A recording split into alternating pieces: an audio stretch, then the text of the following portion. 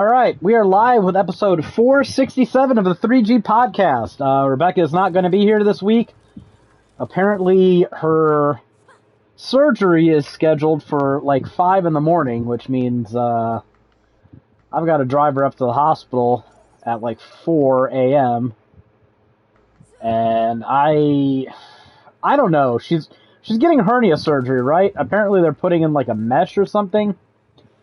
And it's an outpatient procedure. I'm like, how the fuck is this an outpatient procedure? Like,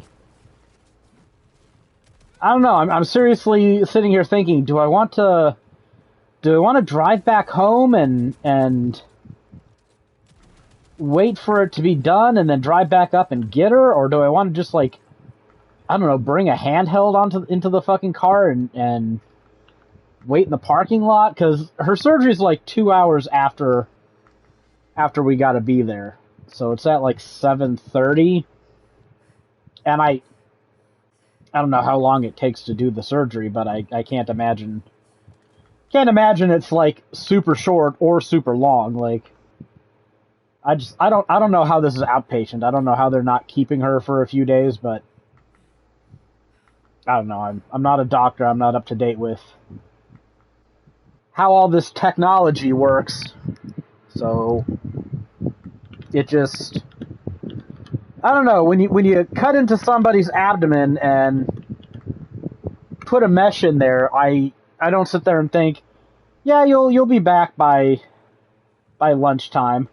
I mean, obviously, like she's off work for 2 weeks, and I don't know how long she's going to be bedridden, but she's kind of on light activity for a while. But anyways, point is, she's not going to be here today, so we're not going to be playing Grounded because there's just not a lot we can do on Grounded without getting trophies and messing up progression. So it's kind of just moot to play that while somebody's not there. Plus, I played it a bit during the week, so I'm kind of out of stuff I could do that wouldn't push the plot. I built roads. What can I say? I like building roads and stuff in games like that.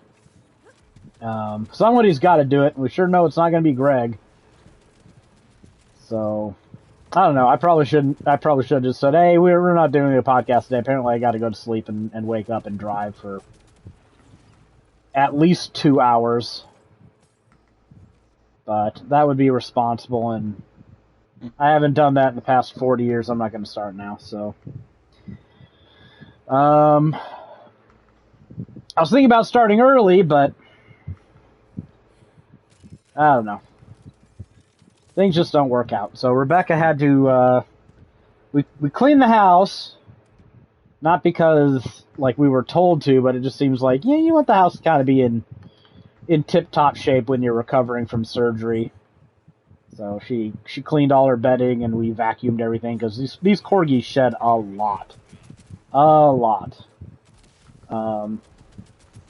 There's a lot of, not a whole lot. There's a few negative rumors about corgis that I would pretty much wholeheartedly dispel, but shedding is not one of them. When people say that corgis shed a lot, they mean it. And there is no exception to the rule. Like, even the short-haired ones like Yangus, man, he sheds.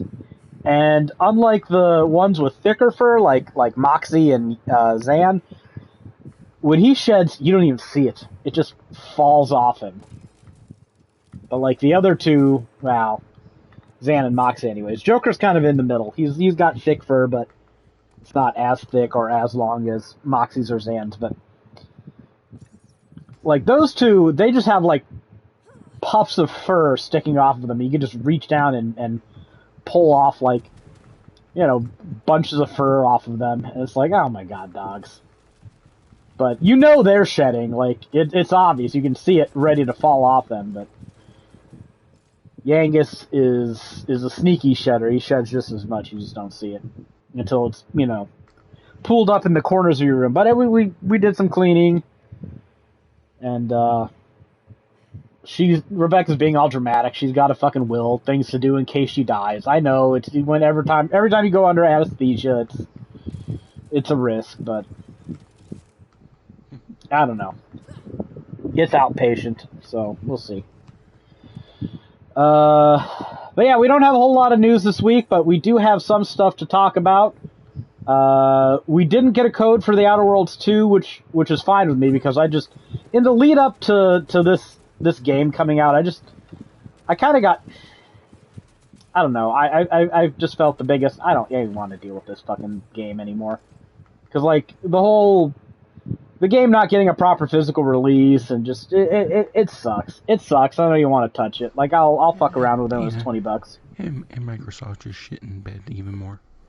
Yeah, there's all kinds, like, I love Obsidian even though they suck and they can't produce a single relatively bug-free game to save their lives, but I don't know, I get the stink of inevitable doom about this company, and I had that ever since Microsoft bought them. And I understand, like, a vague timeline of events. Apparently Pillars 2 was a disaster for them. It didn't sell for shit. Despite, getting good reviews, and, it's the history of Obsidian, really. So they're probably the one company that needed to be bought by somebody, but I'm sitting here like, could have been somebody that didn't just suck shit. Like, that would have given this company a small hope of not dying. Like, I don't know. They don't make the kind of games that Microsoft wants their companies to make. They're probably not winning awards. They're probably not, like, breaking sales records or anything. They make really good stories in RPGs.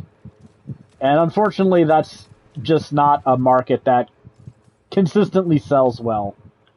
Every once in a while, you'll just, one of them will catch vibes, and they'll sell really well, like Expedition 33 and Baldur's Gate 3. But you just can't really predict that, so I kind of worry about any of these CRPG companies that get too big for their britches and start trying to develop AAA games, because I don't think there's much of a future for the genre at AAA. Again, we've seen outliers like Baldur's Gate 3 that, who knows how much that's, so I don't think we've heard any reporting, but given the concurrent user data for how long it's been out and for how little it's been discounted, that game had to have sold like crazy. I wouldn't be surprised to hear like that thing sold 20 million at some point, but we just don't know. Expedition 33 has sold, well over 5 million now, I think. I'm not sure. Like, Larian seemed more sustainable when they were doing strictly the AAA stuff, and I get it. They had a huge hit. They can do whatever they want. They could spend $200 million and 10 years developing their next game. They'd probably be fine until it, doesn't sell like Baldur's Gate 3 did, which probably won't happen, but I don't know. I just like the AA space for CRPGs because I think it's so much more sustainable and matches the consumer demand and expectation for the genre. But we didn't get the Outer Worlds 2, long aside for that. We did get Dragon Quest 1+2 Remake, the HD 2D remakes, and you know what? I could never remember if it was 2D HD or HD 2D, but since we've been doing guides for this since we got a hold of it, and I had to write the name down in the guide, so yeah, we've been working on Dragon Quest 1 and 2 for a while. It's kind of weird because I'm pretty sure they got an avowed code, but we didn't get the Outer Worlds. Square Enix is usually hit and miss. I don't know. Maybe I'm not giving Square Enix enough credit because, they gave us copies of Final Fantasy VII Remake, and I think we got Rebirth a little bit early too, didn't we? I can't remember. I think it was like a week. And remember, we had to share. Well, not getting into the nitty. We got Rebirth early. I remember that. So it's kind of inconsistent with what we get, and what we don't get. But we got Dragon Quest early, and I love me some Dragon Quest.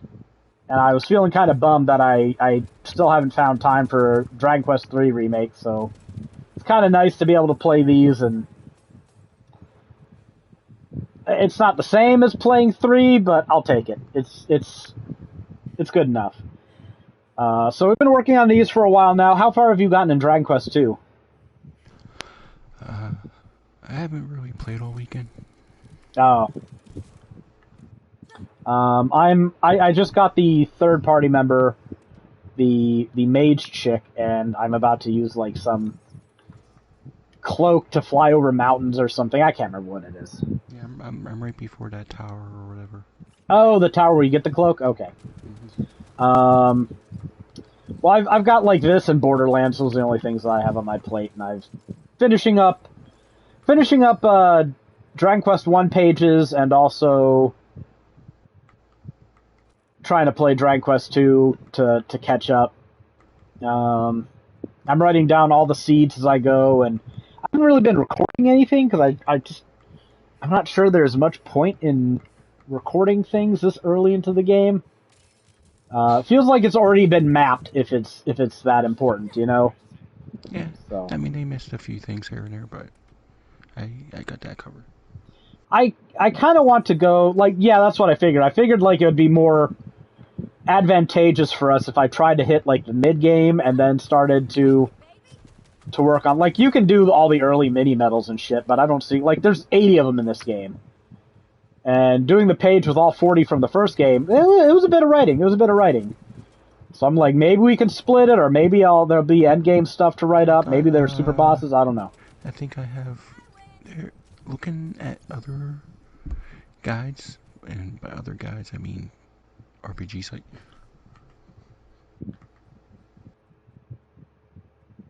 There's some post game stuff.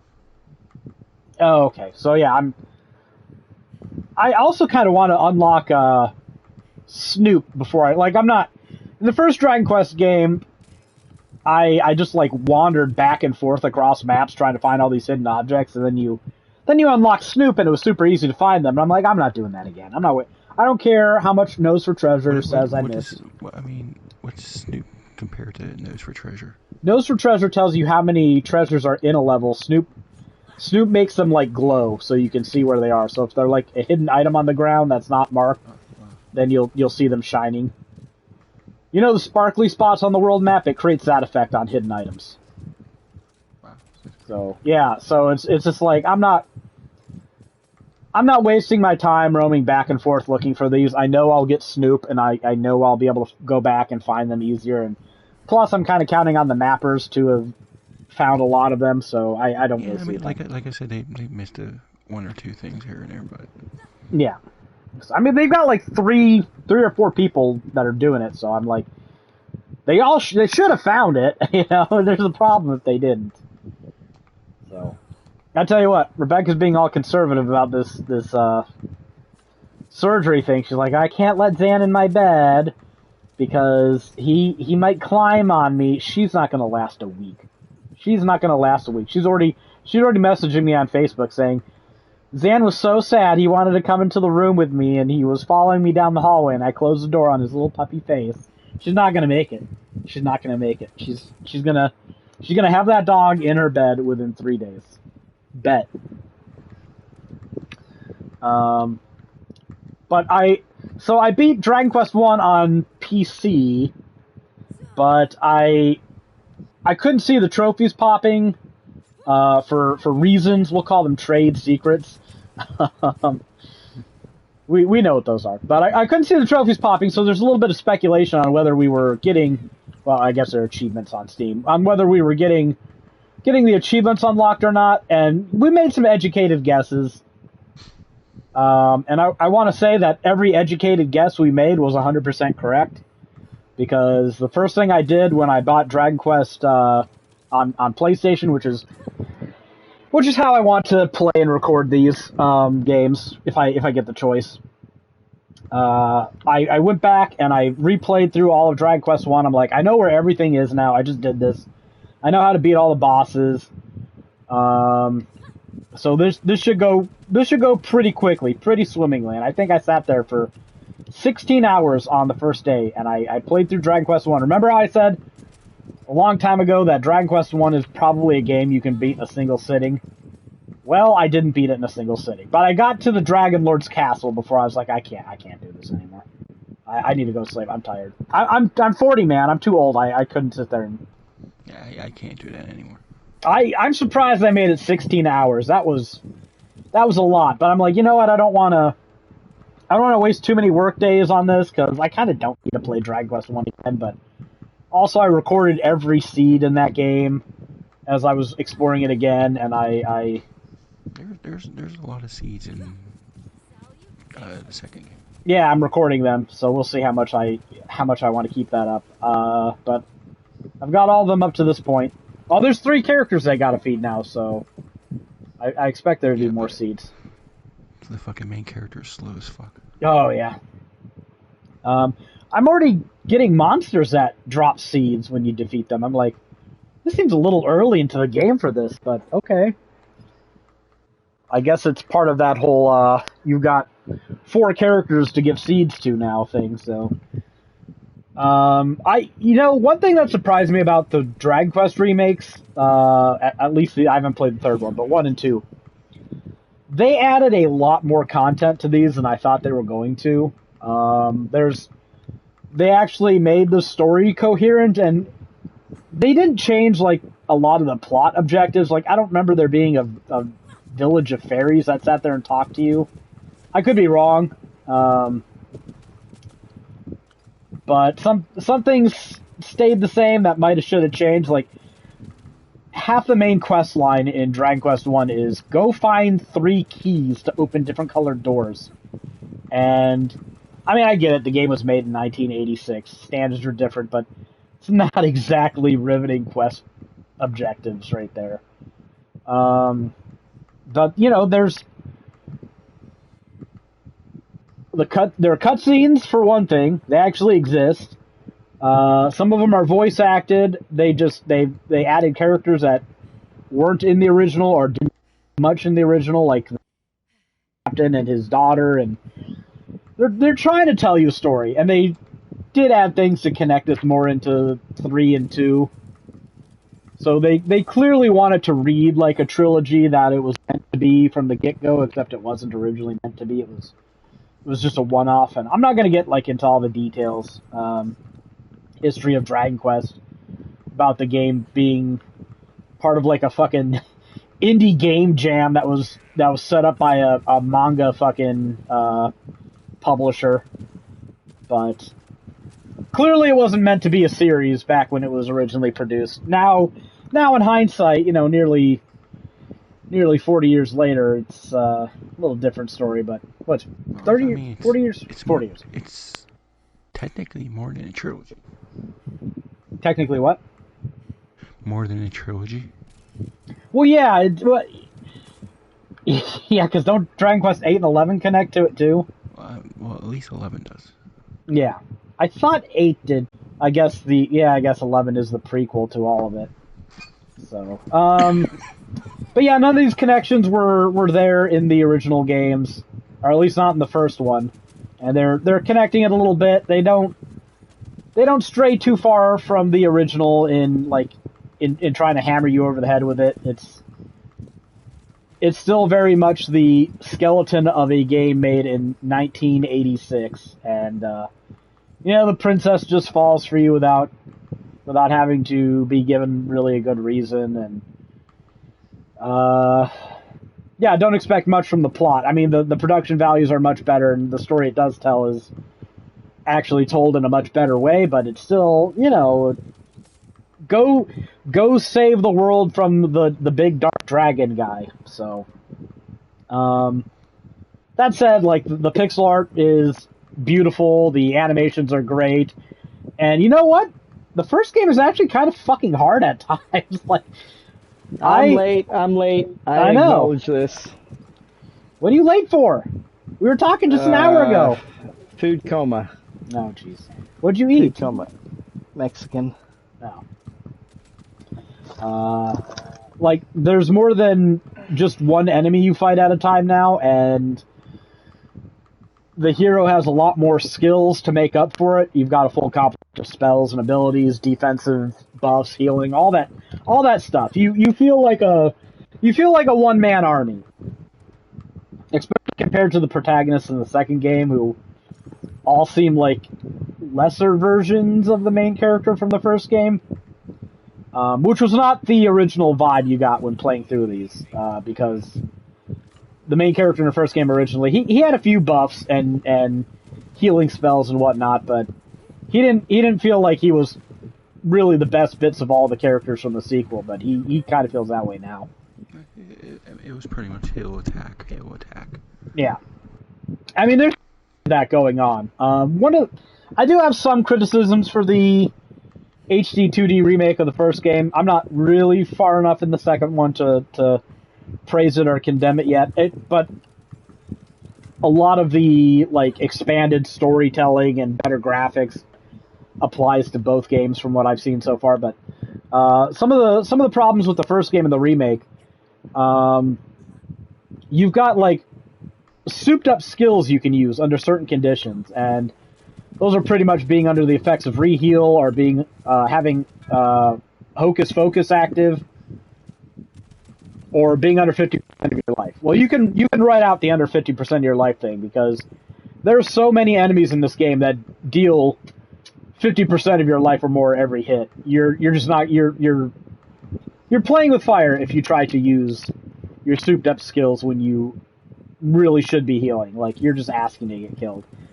And when you're, fighting 3 or 4 enemies, you really need to not fuck around, because one bad dragon landing a critical hit is going to take away half your health. Even with the best gear on medium difficulty.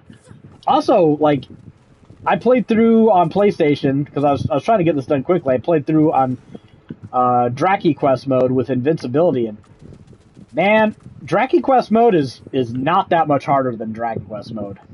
Like, you put invincibility on, you're not dying, but you still know when you're gonna die, because you get knocked down to 1 hit point, and you're like, alright, there's no way that attack took me down to exactly 1, so that would have been a game over under any other circumstance. And Draki Quest is not a free win without invincibility. So if if you want an easier time of things but don't want invincibility, there's kind of not that much of middle ground.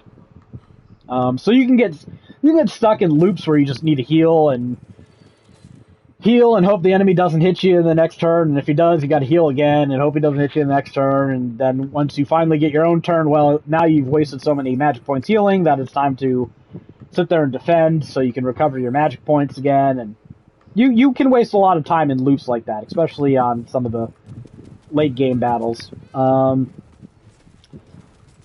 then, sometimes you'll start a fight, your hero will not win the initiative roll, and then you'll just get killed. And it's like, okay, well, that was fun. And it doesn't matter that much, because the game auto-saves, like, every time you zone in and out of an area and every time you win a battle, so it's just like, alright, thanks for wasting a minute of my time.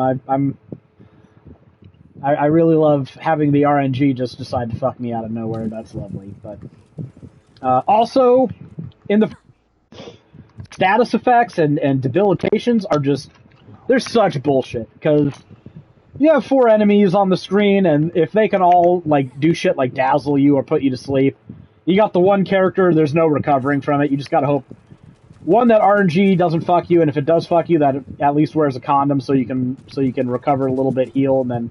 Ah, man, always take that bear. Always take that bear. No, you go play the first Dragon Quest. Tell me if you want to take a bear. I did, and probably a much harder version.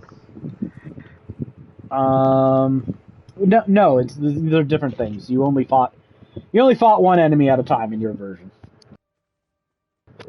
I played that version too, and you probably played it on emulator anyway, so it doesn't really matter. So yeah, those are some of my complaints. Like, the RNG will just come out of nowhere and fuck you, and debuffs are a little overpowered when you've got one character in your party. Like, I had to write up a page for the Knight Aberrant a few days ago, and I mean, he's not a hard boss. It's one of those bosses where it wants you to be defensively responsible, right? Which means if you're under 250 hit points, you better fucking just spend your turn healing, because he can land a devastating attack out of nowhere that deals 250 damage, and, I've got, like, 330 hit points, so that's just how you have to fight him. But he can also cast Sleep on you, and if he puts you to sleep, then you're just... Hope he decides to cast buffs on himself, and you wake up. Because if he just decides to attack you twice, you're done. So there's a lot of fights like that in the first Dragon Quest remake, and I'm not far enough in the second remake to say that there are or aren't fights like that. But you have 3 characters, so if one of you gets befuddled or something, another one of your characters can usually dispel it. So it feels like every enemy using a debuff on you isn't a potential reload. It feels like something you can actually respond to, so I think that's a problem the first game has. Stop mentioning that there's also equipment and enemy accessories to protect those characters in case so you can have one person immune to like befuddle or something like that. Well, that's another problem. Like, those accessories don't actually make you immune, at least not in the first game. Like, that Knight Aberrant can hit you with sleep, so you wear a rousing ring, but he can still put you to sleep. It's just his chances are lower now. So you're shifting RNG in your favor, but it's still there. It's still there. One thing I really do like about the new system is they added, like, you're not just hitting things with your sword over and over again and whittling down their hit points. Like, since you're fighting multiple enemies, they gave you tools for dealing with multiple enemies. And since it's Dragon Quest, that's whips for groups and boomerangs to hit everything on the map.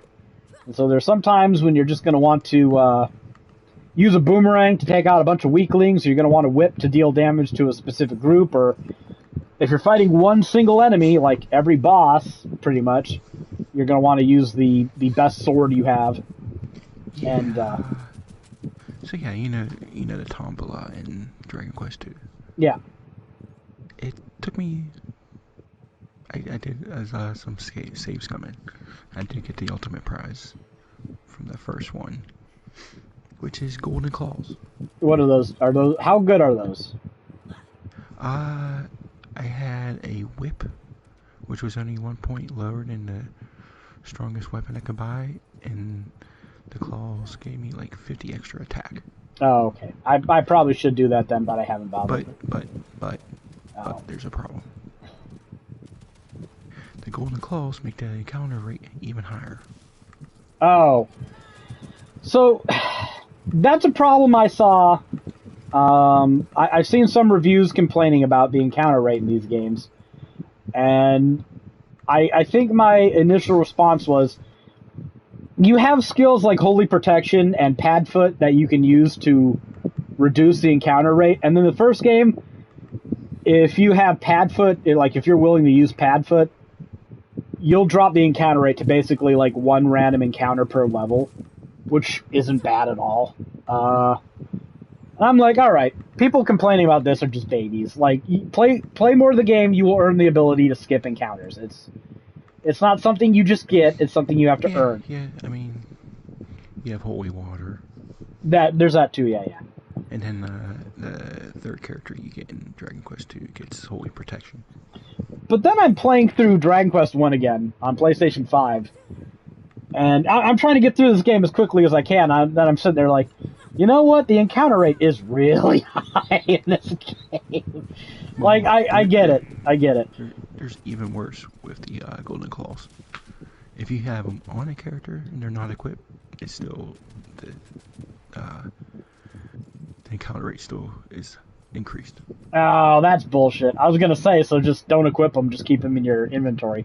So yeah, like, you have a bag that can store infinite amounts of items. I think, well, technically you can only store 999 of any single thing, but functionally infinite. I didn't see anything, like, I never got close to maxing out on anything. I don't even think I got close to triple digits, honestly.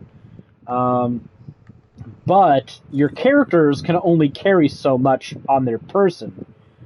So, in the first game it was fine. Just keep various shields and weapons and accessories on your character, so you can switch out if you get into like a certain nasty encounter.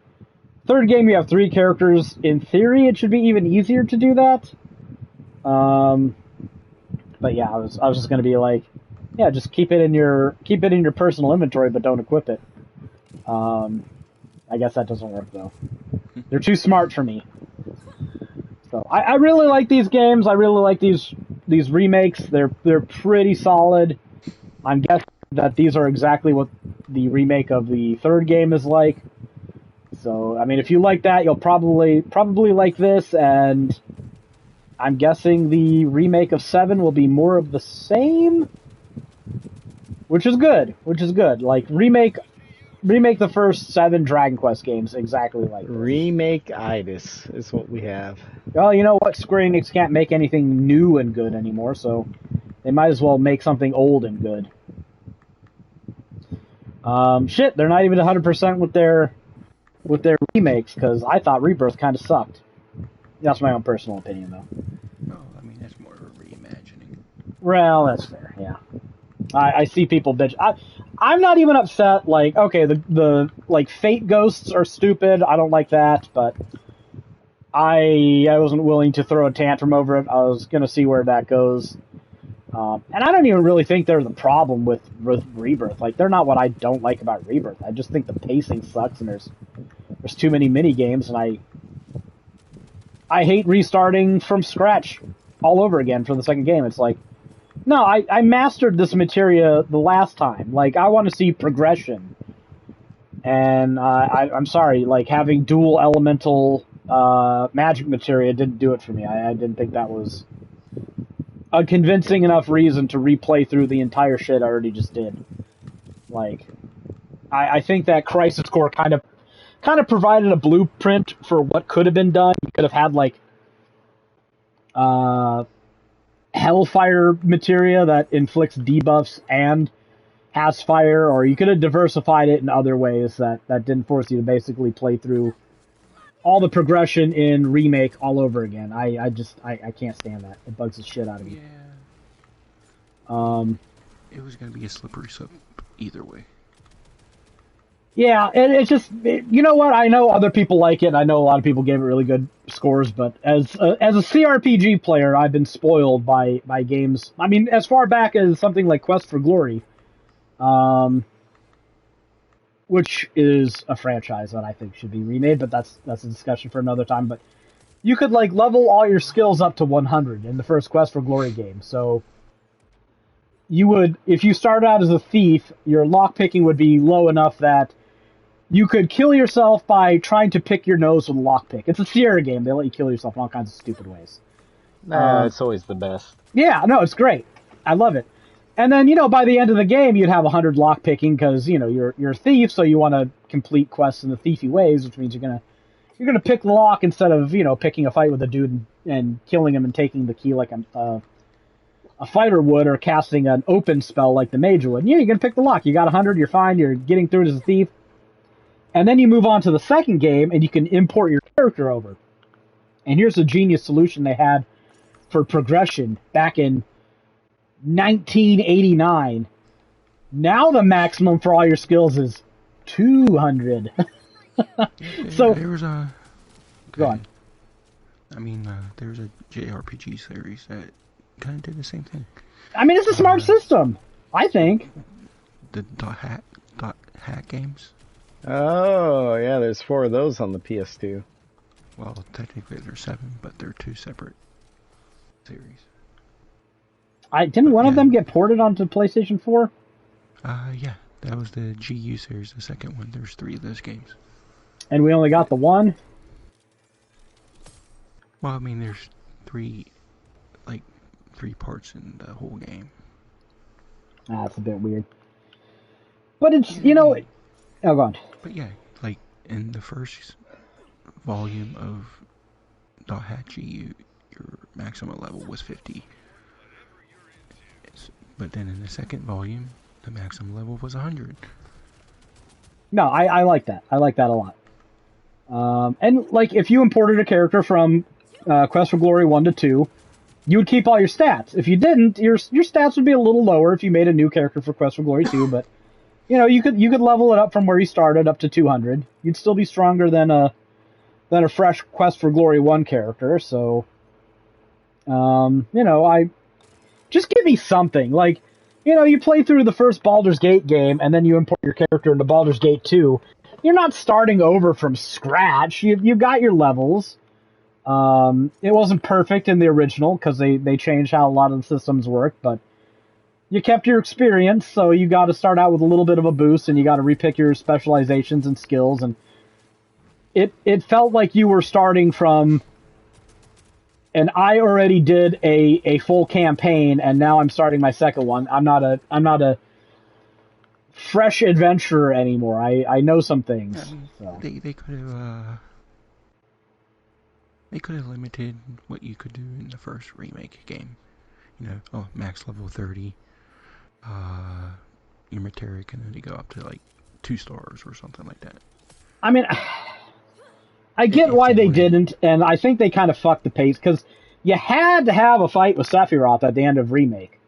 You had to. You can't do a full Final Fantasy game without a fight against Sephiroth. I'm not even talking about that. I'm talking about progression. Yeah, but the thing is, like, they wanted you to have Firaga at the end, and they wanted you to master some hit point plus and all that other stuff. They wanted it to feel like a full game, but also a part of a bigger game, and I don't think they had a clear vision for how that was going to work, and I don't think they stuck the landing at all, in terms of the progression.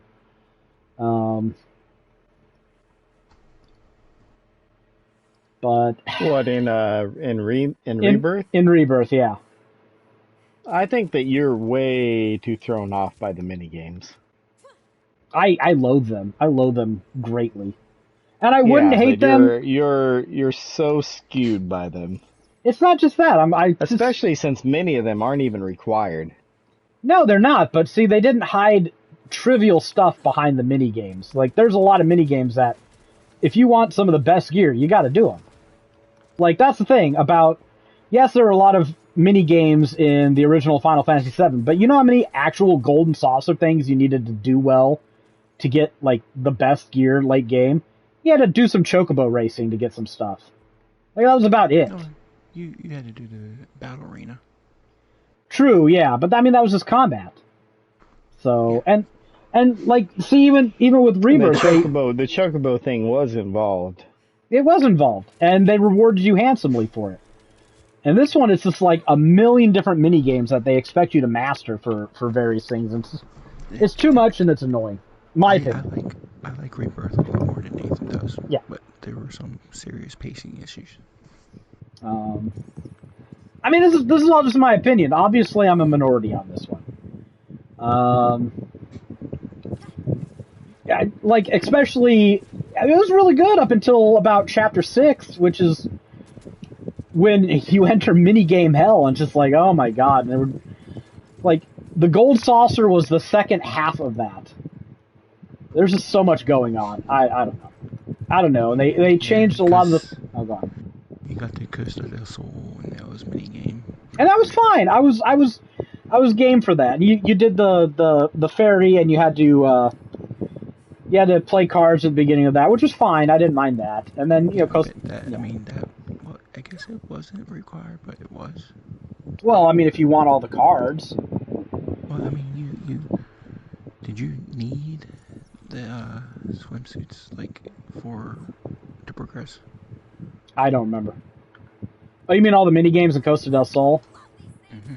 Yeah, I don't remember. I don't remember, but they wanted you to like play like a little shooting mini game, and then you had to do some shit with that Segway, and they try to make like minor things like tremendous in Rebirth, because I don't know, it just, they killed the pacing all over the place, because you were always doing some like gimmicky ass boss battle. You were always switching characters. You rarely ever got to just choose what party you were going to play through as, because everybody had to get their own dungeon. They had to get their own highlight, and no one will ever convince me that fucking Kate Sith solo dungeon is not the worst thing to ever have Final Fantasy VII attached to it. That just pretty, yeah.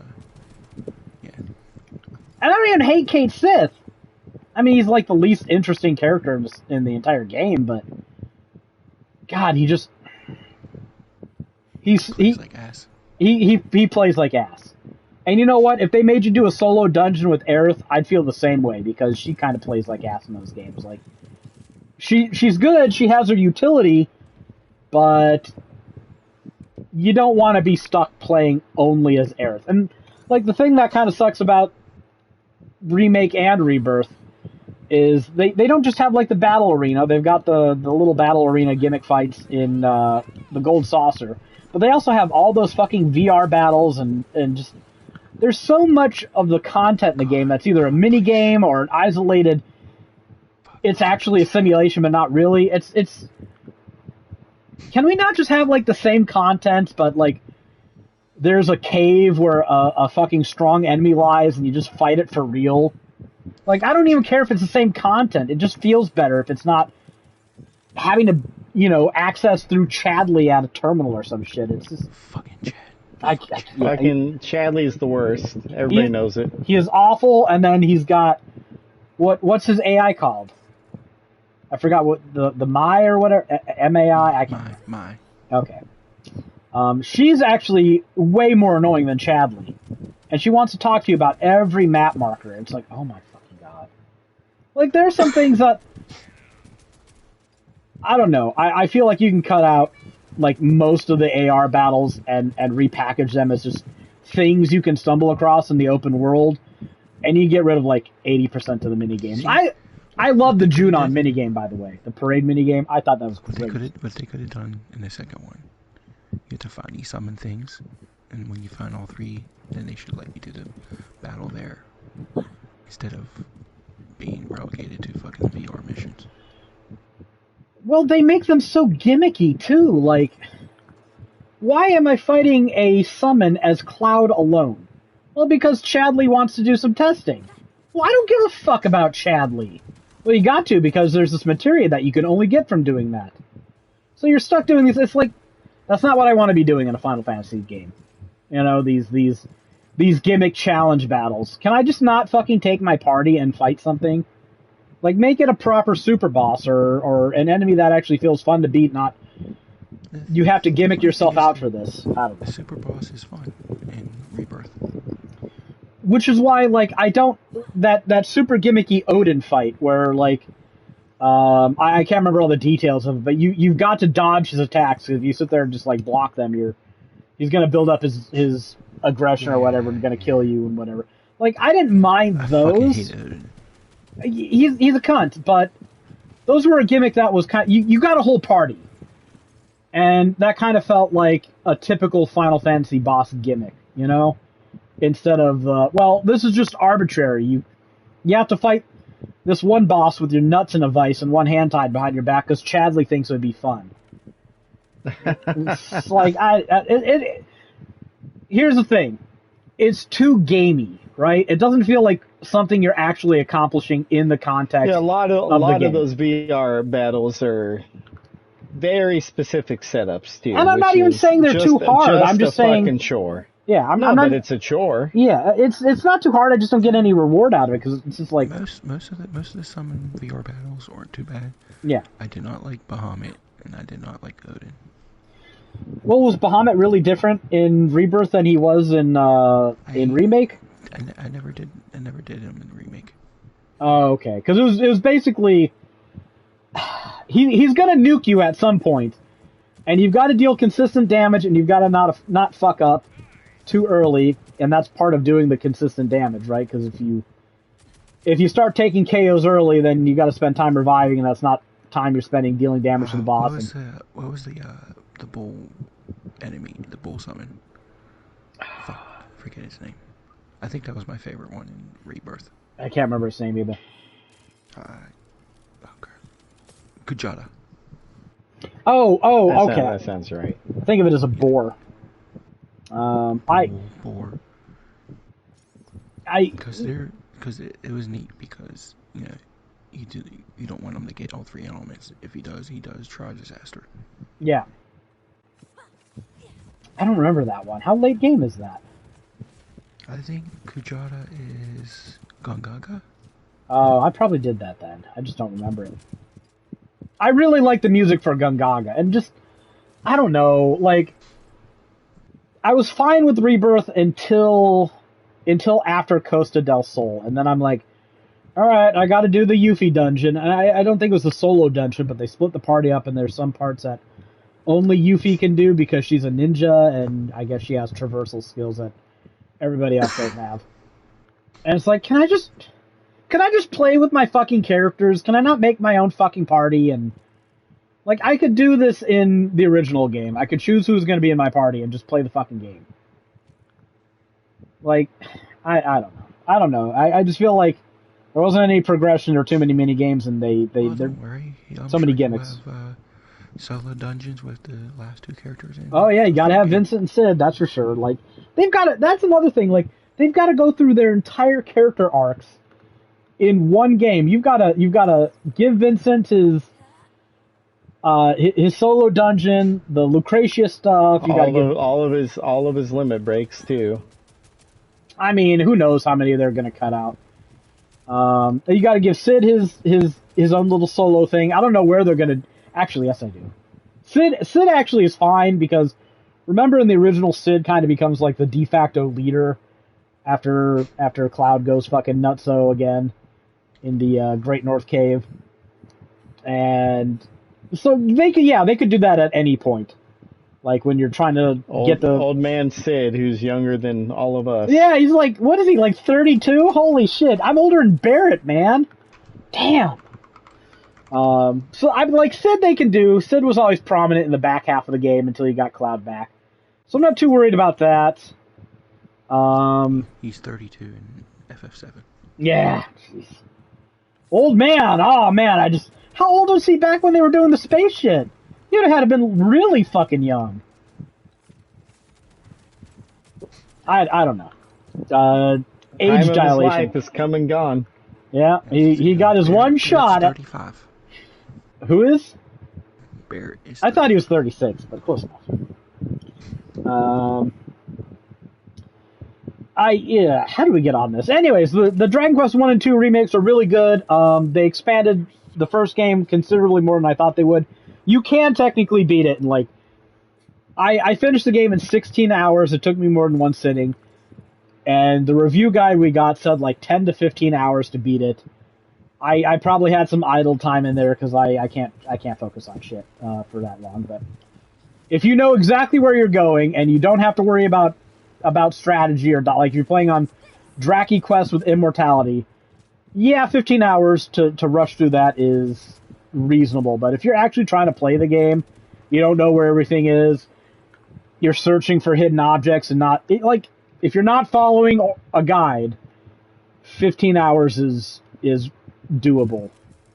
But it took me over 30 hours the first time I played through it, and that was, looking for hidden items and all that shit, and figuring out how to actually beat bosses on Dragon Quest difficulty. So, like, they could have charged $30 for this game standalone, and I kind of surprised you're getting both of these for $50. Like, that's actually a pretty solid deal. If you like Dragon Quest and you like the HD 2D stuff, like, kind of a no-brainer. And it'll be even more of a no-brainer when it's inevitably on sale in a few months. So, I definitely recommend. That's kind of what I'm waiting on. Yeah, I definitely recommend picking it up. Like, I think it's worthwhile at $50. It's a no-brainer at $20-25. So, I'd probably give it an 8.5. Can't elevate it to a 9 because there's some serious balance issues and the stories are still kind of primitive. I will say this though, the story in the second game really ups. Like it's a big improvement over the original. I heard the prince is way better in the second game. They're all way better. All the characters except for MC are way better. They actually have personalities. They get voice cutscenes and dialogue, and they feel like proper companions with goals and personalities, and it's good. It's good.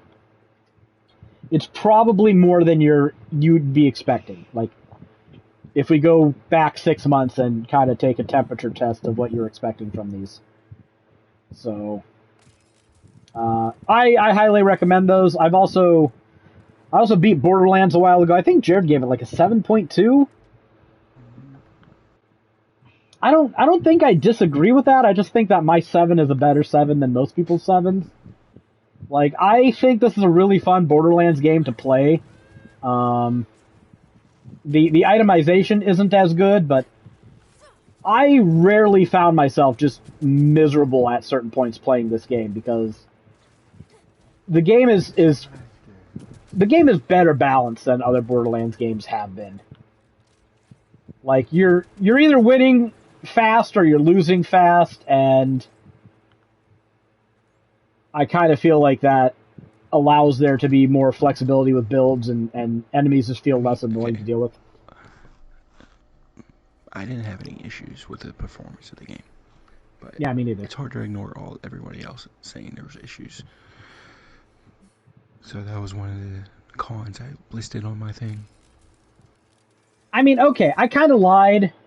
The game would drop frames if you left it on a lot, which I did. Because I'm writing a guide for it. I had it on PS5 day one. And I'd have the game playing for 8, 12 hours at a time. Not all of it was actively me doing something, but the bug was the longer the game was running, the worse performance would get. I saw it. It did get choppy. So you quit to the dash of the PlayStation, you boot it back up, and it's fine. So I listed the horrible item UI, which is that's just a horrible UI. The UI does suck. I don't think it's like bad. I never found myself getting angry at it. It's not aesthetically pleasing. When I go to sort my inventory by type, I exit and I go back in, it's back to default. Okay, that does suck.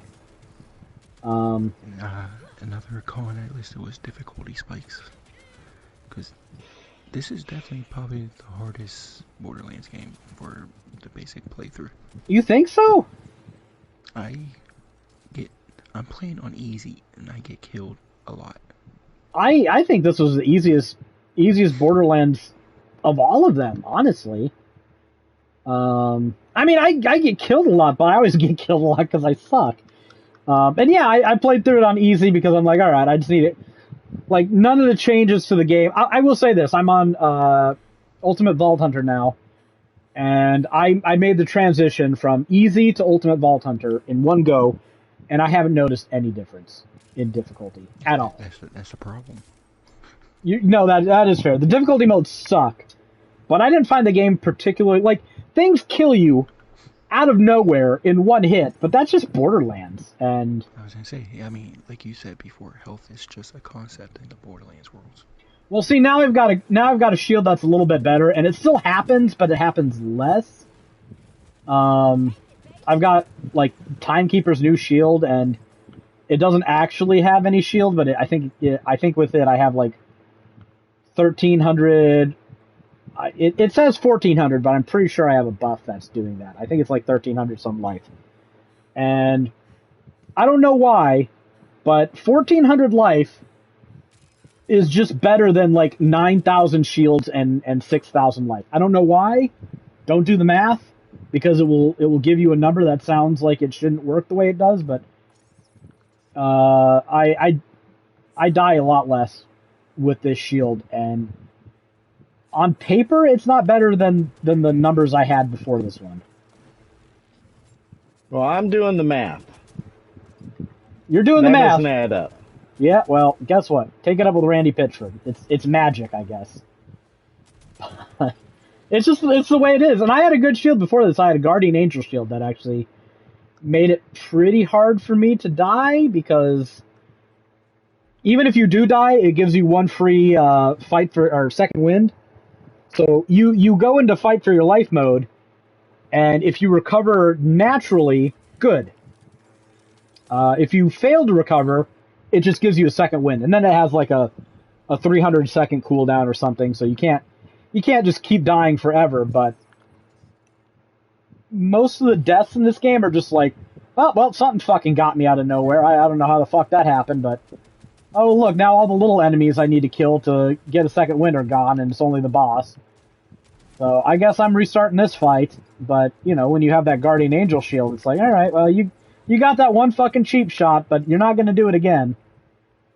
So, but with this shield, I don't get down that often, until I do out of nowhere, but usually I don't. So, did I tell you they nerfed my build last week, Greg? It wasn't even really a build. They had a bug. I think you did tell me about that, about the knife. Yeah, well, the knife they nerfed and then they half unnerfed it. So they had a throwing knife that you could get a mod on that would guarantee every attack to be a critical hit, and they nerfed it by reducing that Which is every attack. pretty fucking powerful. Pretty powerful. They should have realized that was a little too strong. But then they changed it to it only gives you a critical hit 30% of the time. Well, I've got a shotgun that fires like a pistol, fires 5 shots a round, or 5 shots yeah, I guess around 5, that works. Whatever. Every time I pull the trigger, there's 5 shots. And even if it's only 30% crit chance, some of those pellets are going to crit. And it fires really fast. I empty a clip in like a second. So 30% crit on that is still pretty good. But they fucked it up. So it didn't just give you a 30% chance to critically hit, it capped your critical hit rate at 30% for 5 seconds. So then they unfixed it, and they made it so that every time you hit something with the knife, for 5 seconds you deal you have a plus 30% chance to critically hit. So my knives I have 3 ammo with them. I can throw 3 of them in succession. So if I throw 2, I get plus 60 critical hit chance. So they took it from 100%, reduced it to 30, and then they changed it to plus 30, and it was still pretty good at 30%. So I rarely see a need to throw a second knife unless 5 seconds have passed. So it's fine. My new build is better, I think, than my old build and more fun because, unlike my old build, this build has ways to improve. I'm trying to get this fucker to drop me a Children of the Vault attachment on a bod gun. That's what I want out of this. And he's refusing to drop it for me, but you know what? That's what the loot grind game is for, right? Yeah, that's the entire point. And I kill this boss in like 5 seconds, so it's like, who cares? Pretty good for the podcast, actually.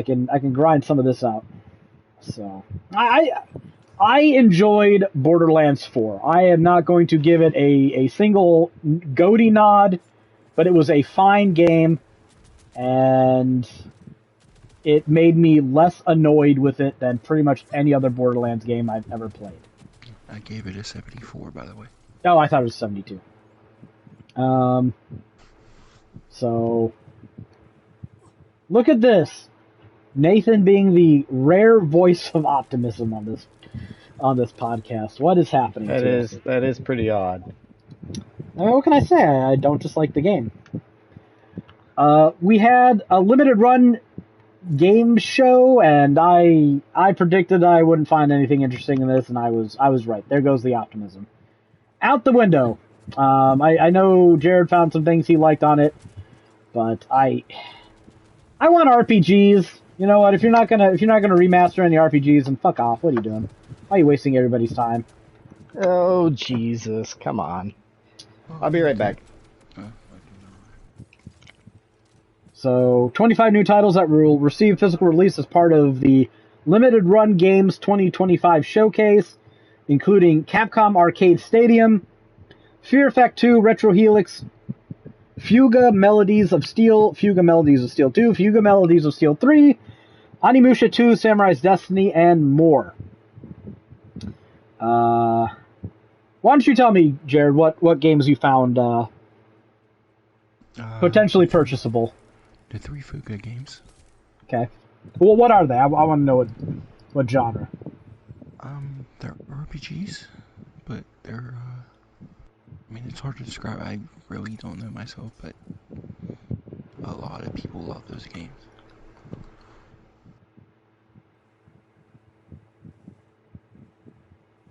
I mean, there's 3 of them. Holy crap, Seattle's beating the fuck out of Washington. Oopsie.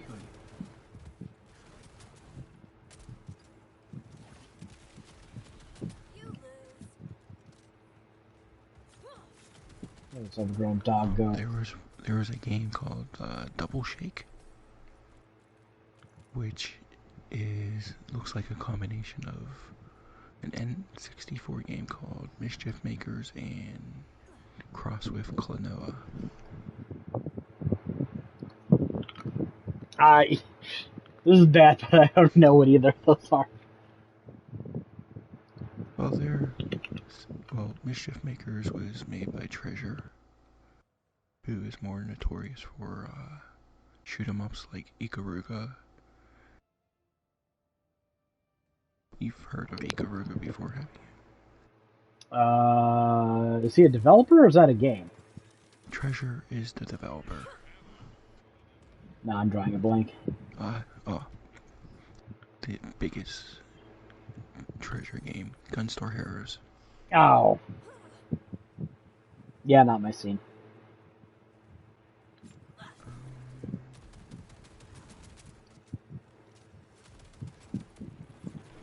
Probably the one I'm most looking forward to is a story 2 down. Sigma Star Saga. Now, what's that? It's a game made by WayForward. It was originally on the GBA. It's a RPG that is split into 2 different game types. There's a top-down like action adventure game, like exploration, but the battles are played out in shoot 'em up style, side scrolling. Oh, I think I've heard you talk about that before. It's definitely not the first time I've heard of this concept on this podcast.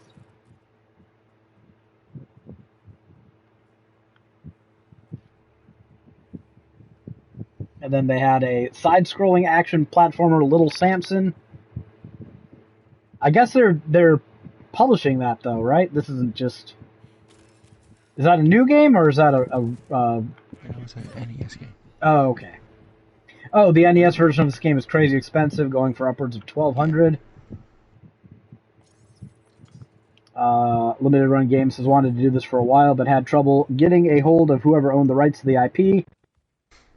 So, this is actually kind of funny because I was reading stuff about this on GOG recently. So, GOG had a Halloween sale, and that's how I learned it was Halloween because I'm old and I don't Halloween anymore. I'm an old man, and I live out in the countryside, so I don't even have to worry about my house getting like toilet papered or bothered by like.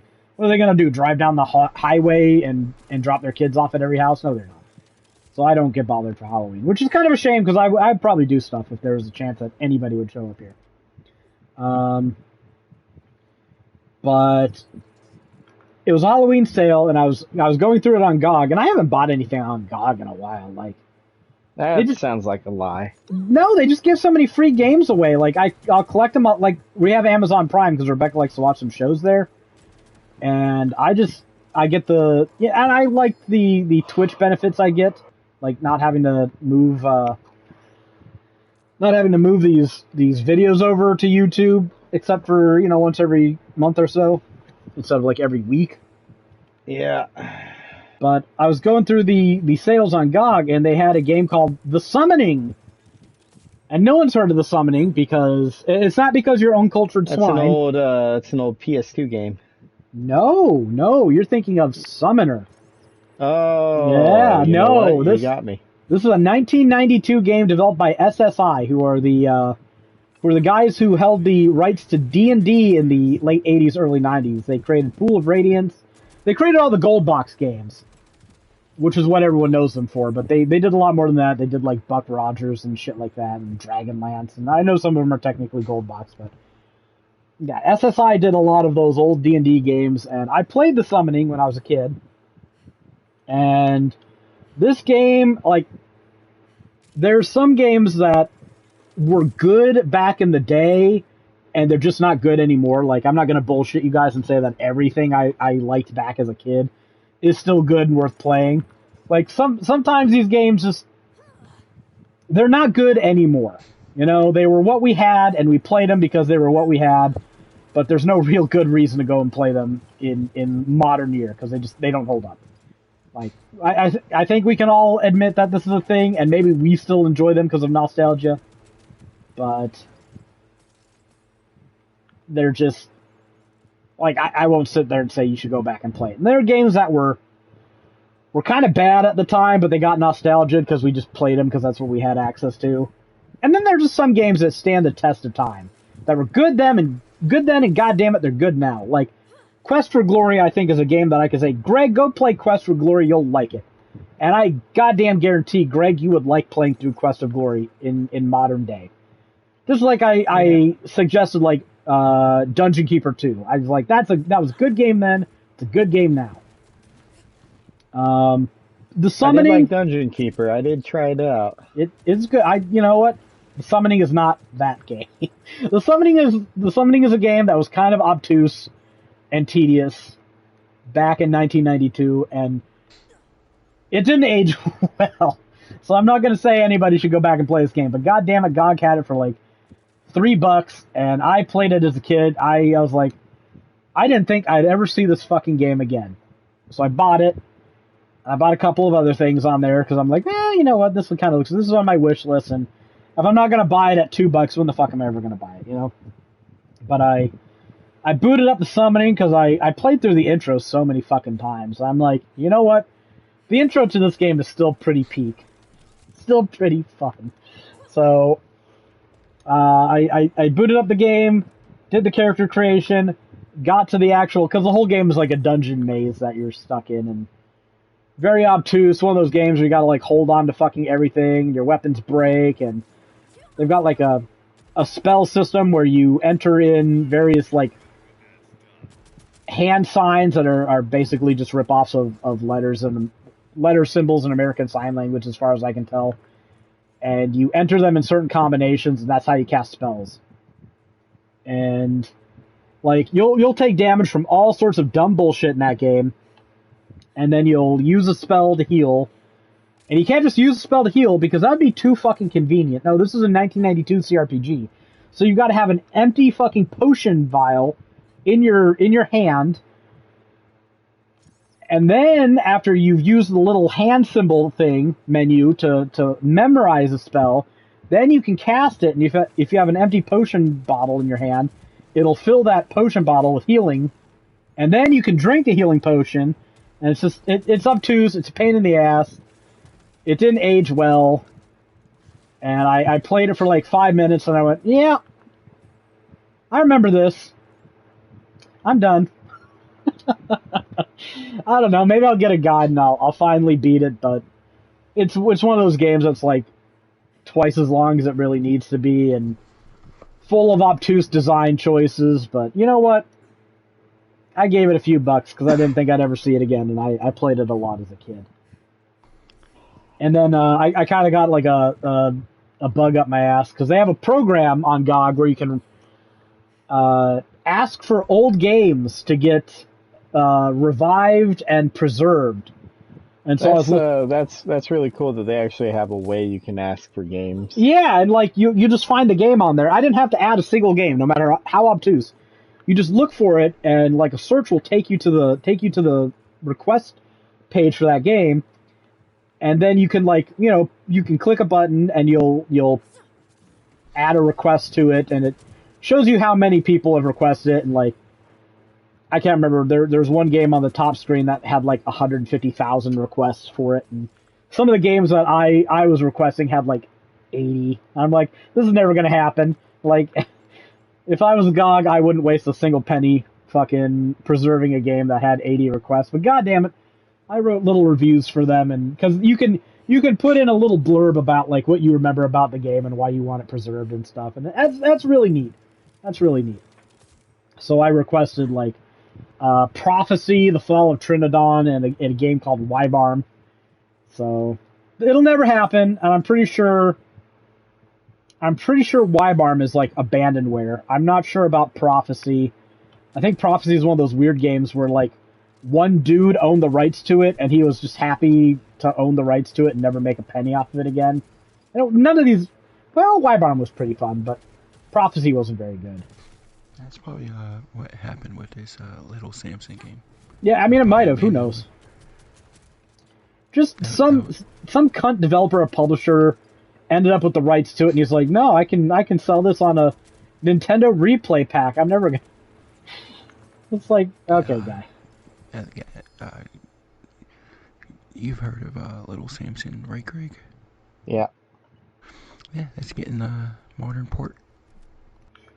Yeah, that's interesting. I saw that on the limited run thing. Yeah. I didn't know that game was that expensive. Yeah, it's notorious. Do you own it, Greg? No, of course not. Oh, really? Oh, right. It's not a Super Nintendo game. Yeah.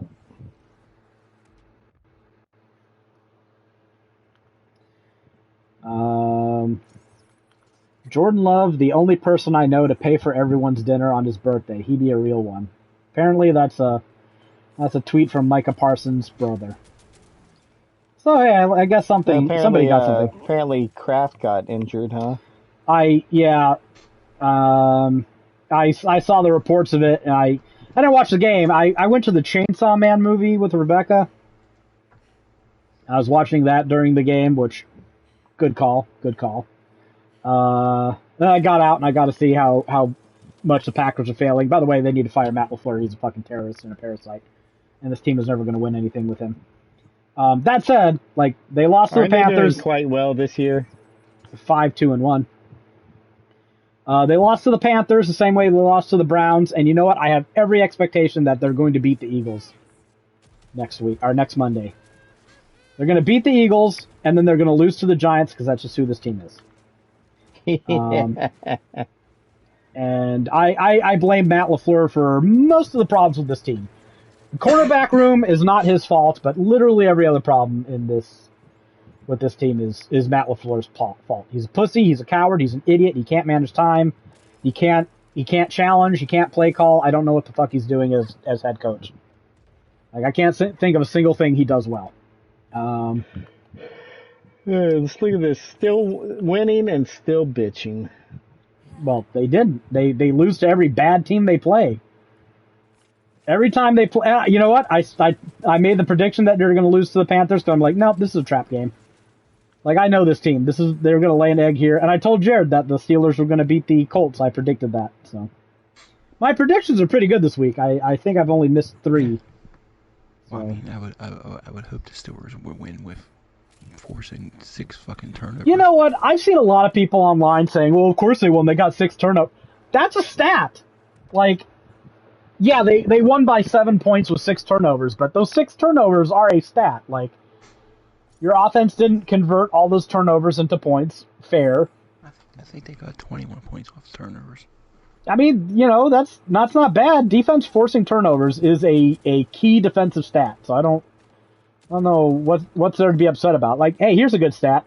The Packers punted 0 times today against the Panthers. They scored 13 points. So. Yeah, I mean, we did. Steelers did hold Taylor to 45 yards. And we let a no name running back run for 130 yards. So it is what it is. Yeah, this week in the NFL, what you gonna do? But hey, at least the Lions lost to the Vikings. That's pretty funny. I thought the Bears were gonna drop that game to the Bengals too. It was like 20-something to 41. I'm like, man, Bears whooped them. And then I look a few minutes later, it's 42 to 41. I'm like, oh my God, Chicago, what the fuck are you doing? Yeah, what a game. What a game. And then they scored late. And did you see the final play where they scored? Yeah, it was like a 50-yard pass to their tight end over the middle. And the Bengals just like couldn't make a fucking tackle. Just they looked like fucking Three Stooges of the NFL. I mean, they needed to play Benny Hill music for that fucking play. It's like, Jesus Christ. Yeah, I mean, that's just bad defense. Terrible defense. Like, our defense isn't that bad. But yeah, Tucker Kraft, like, I heard about him getting injured, and I was like, all right, he went to the blue tent, and then he got carted off the field. That's not a good sign. Then you have Matt LaFleur saying it doesn't look good in the post-game presser. Which is about the only thing he got right this entire fucking week. And then I actually go and watch the play where he got injured, and I'm just like, no, your knee doesn't bend that way. That's a torn ACL for fucking Knees sake. don't bend that way. Yeah. So that's a torn ACL. His year is probably over with, and you know what? He was the Packers' best weapon, and that's really bad because he was a great, well, one, and I know this doesn't show up on the fantasy stats, Greg, but he's a really good blocker, and so that really helps. Listen, if it doesn't show up on the fantasy stats, it doesn't matter. Well, you know what? We'll see over these next couple of weeks how much that doesn't matter, but I beg to differ. But he was also a really good like outlet option for Jordan Love, just to throw a short or intermediate pass and then, you know, let him fucking run 5, 10, 20 extra yards. And now we don't have that, so that sucks. Luke Musgrave is an okay receiver, but not a very good blocker, and that's, you know, this O-line's already having trouble, so everything's just going to get worse. Everything's going to get worse. So, not optimistic about this season. Best case scenario, they miss the playoffs, we fire Matt LaFleur, and then we can actually make a serious attempt at doing something next year, because it's not happening this year. Oh, I got another GMR. That's neat. Screaming Villains has announced Slam City with Scottie Pippen respected. See, this is Jared shitting on us here. I read this earlier. For PlayStation 5, Xbox Series, PlayStation 4, and Switch. Was this like the Sega CD game where you had those really bad clips of the absolute charisma void that is Scottie Pippen, like talking shit between plays? I think I've seen highlights of this. That's exactly what it is. Okay. Yeah, it's one of those full motion video games. Yeah, garbage. And then Jared ends this he says supposedly the game is like really bad, so of course we'll probably buy it. Sir, I don't see any reason why I need to buy this. There's one thing I need to buy. Plumbers don't wear ties. Okay, that's different. Okay. No, No, how is that different? You know, you're right. That's exactly the same. I want it to be different. That's why it's different. Okay, not as good, but I finally got my bod with a Cove mod, so hopefully that's good enough. Right now, I don't have any intention to buy this. There's one thing I really, really, really, really want next year, and that is the Persona 4 Revival, or whatever it's called. I really, really want that. They're going to have a collector's edition for it. I know it. I don't think I'm going to be able to not buy the collector's edition for it. And that kind of has to be the focus of like, if I'm going to buy any collector's edition, it's going to be that. So this does more damage, less accuracy, faster reload, slower fire rate, same ammo. And it has Cove. Okay. There was one thing announced on that limited run showcase that Greg will be happy about. Oh, yep. Okay, go on with it. Way Forward came on and said that the next new Shantae game is in development, and that's all they said. Nay, they couldn't even give it a name. I think they shared some art with it. It has Shantae is in Twin Tails now. Yeah, purple hair still. Yeah, it just had doing a lot for me. It just had Shantae and Risky Boots as the key art. That's the name of the pirate chick. Pirate chick, right? Yeah. Okay. So I mean, good on Greg. He got something. I mean, I really hope they do a good collector's edition for Persona 4 Revival. You know what? I'm such a cuck. Like, it doesn't even matter. If they do an okay one, like, the Persona 3 one wasn't even that good, and it went on sale, so I shouldn't buy the Persona 4 one at full price, but I'm probably gonna. Like, have a halfway decent statue, it'll probably be fucking petty. Have a halfway decent statue, and you keep it under $200, and I'm probably game. Like, I'm ready to sell out for this. I like Persona 4. I think it's my least favorite of the three that I played, but it's like, you know, we're talking like 1A, 1B, and 1C here. It's not like there's a huge disparity in how much I like these games. So what's... Oh, you don't have Jacobs, though. What a bummer. Okay. I just need to be happy with what I got. So I got my Cove weapon. We're good. I can't really think of much else that's coming up that I really want. I mean, I know Greg's got to be pretty excited for a new Shantae game. Yeah, but if I remember right, the last limited run games had like 3 or 4 things that I was really looking forward to, and I mean, 1 is okay. I don't know. I guess I'll try out. I mean, they got some games like Little Samson. I'll try that out, I guess, but I can't say that it was something I was looking forward to, you know? Well, limited run is going to get some of your money because they have that East and Trails in the Sky crossover. Yeah, and they did Star Ocean physically. That's something.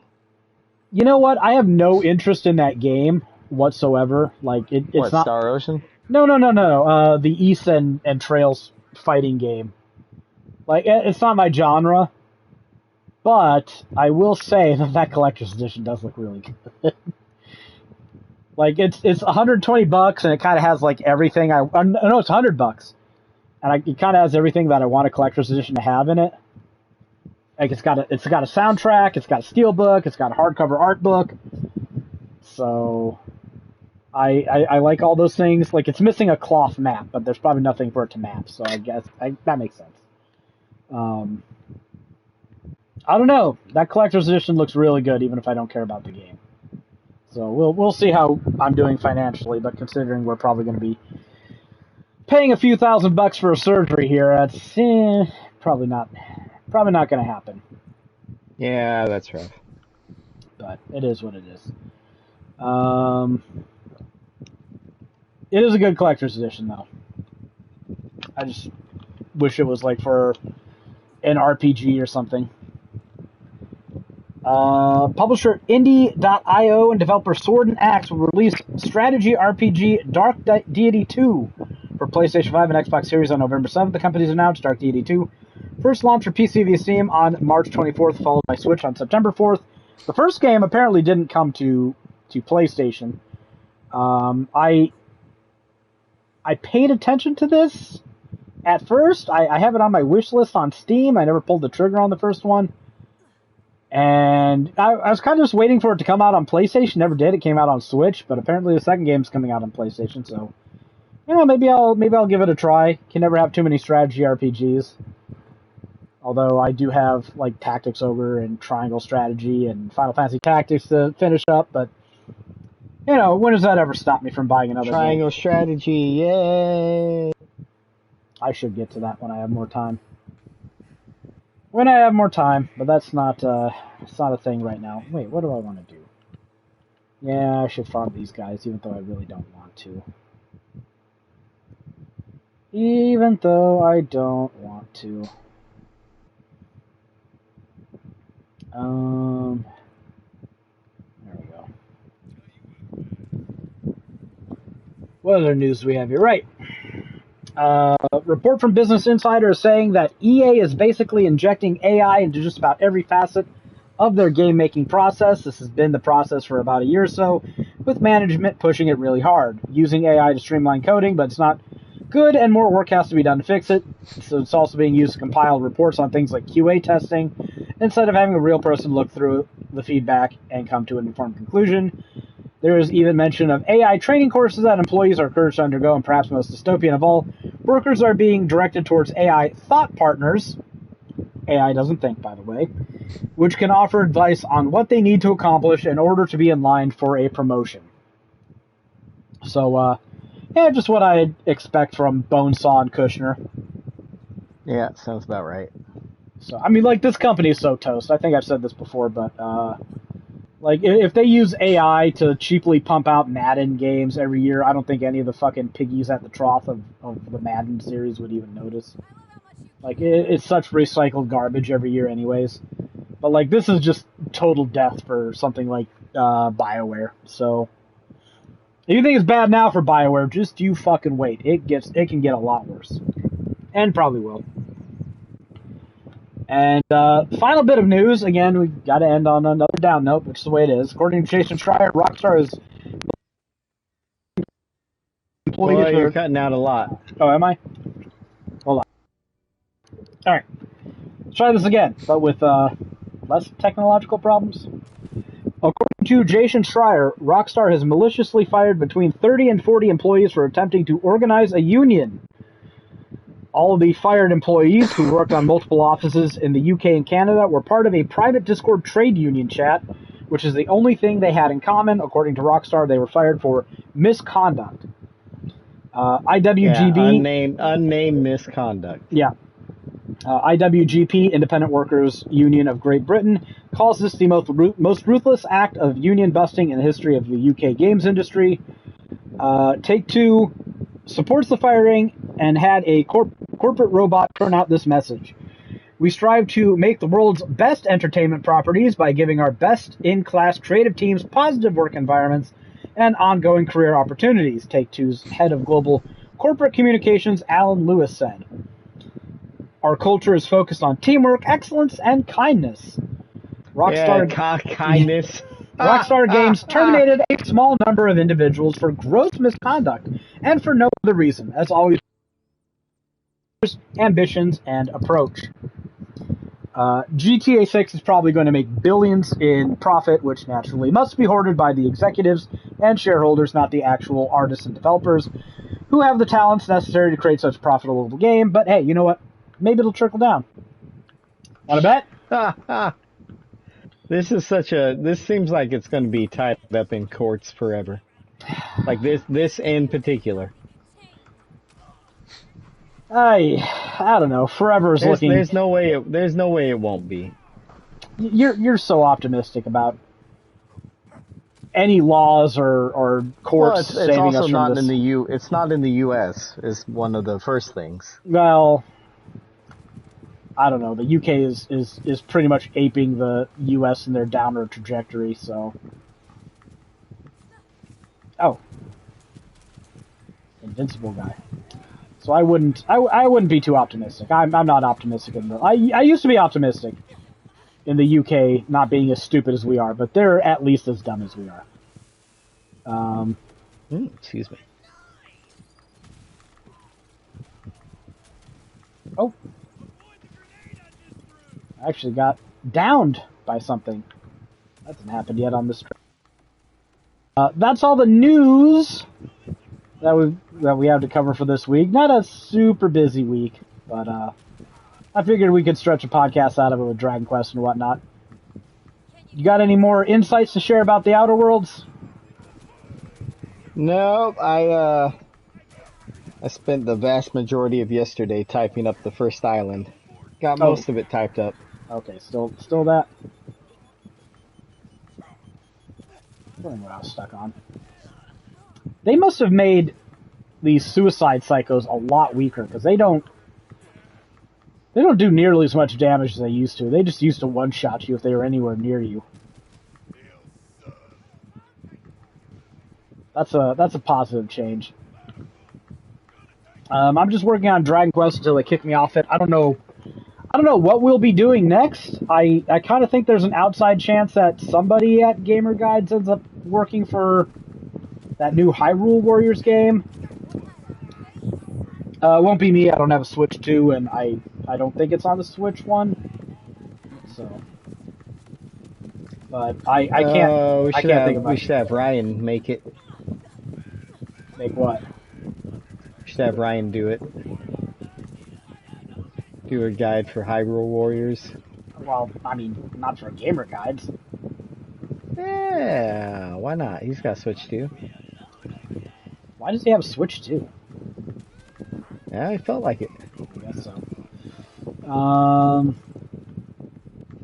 I don't know. I don't think they're looking for more employees. But I don't know. They might do it. I don't see what else they're gonna do next month. Like, oh, I want to see the game schedule again. Yeah, I don't have much listed for next month.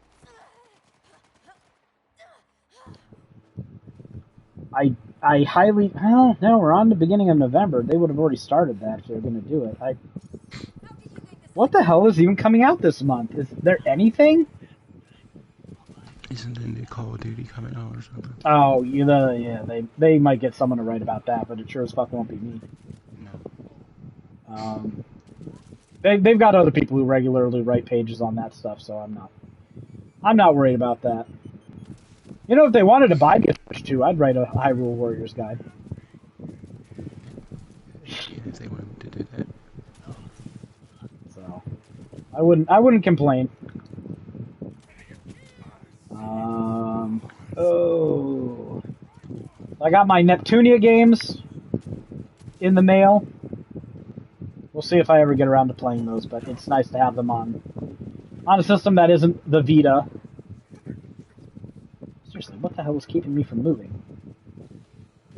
I got magic cards in the mail today. I'm very happy, Greggy.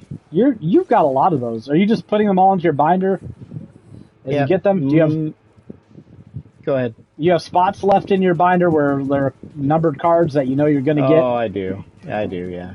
It doesn't haunt you every time you open that binder and see the empty voids where colorful cardboard could be? That's what keeps me going. I put in all my commander cards, and it took a lot longer than I thought it was going to, because, you know, they don't do the smart thing and list the commander cards like the first 100 cards in the Final Fantasy VII deck are 1 through 100. No. They got it done by color and by name. So all the commanders are like multicolored gold cards, so they're all at the beginning. So you got to take out all the commanders from each of the decks, and then you move on to the whites, and then the blue, then black, then yeah. So you just have to keep cycling through all the decks to put them in order, and kind of annoying. It took a lot longer than I thought it was going to, but I did it. I got them all up there, and you know what? There are just pages where the entire thing is filled out, and it makes me happy. It's nice. I have yet to get a single page filled out. I've got a couple pages. So you're further than me. And then there's some commander cards, some numbers that I don't have, and I'm like not even sure what they technically are. There's no way to complete all this, but I'm going to leave gaps in there even for cards I will never have, just because it's just kind of the format I'm doing things. Hellwalker shotgun, I don't need that. So you're just like dead set on getting all these, right? The yeah, 314. why wouldn't I be? That's a lot of money. Yeah, I'm buying as cheap as I can. I traded one of my extra commander decks for a foil Sephiroth. Oh, jeez. Who would make that trade? Like, you can just, I guess it's the equivalent value. You just know somebody at work who has that? Yeah, he just happened to have a foil Sephiroth.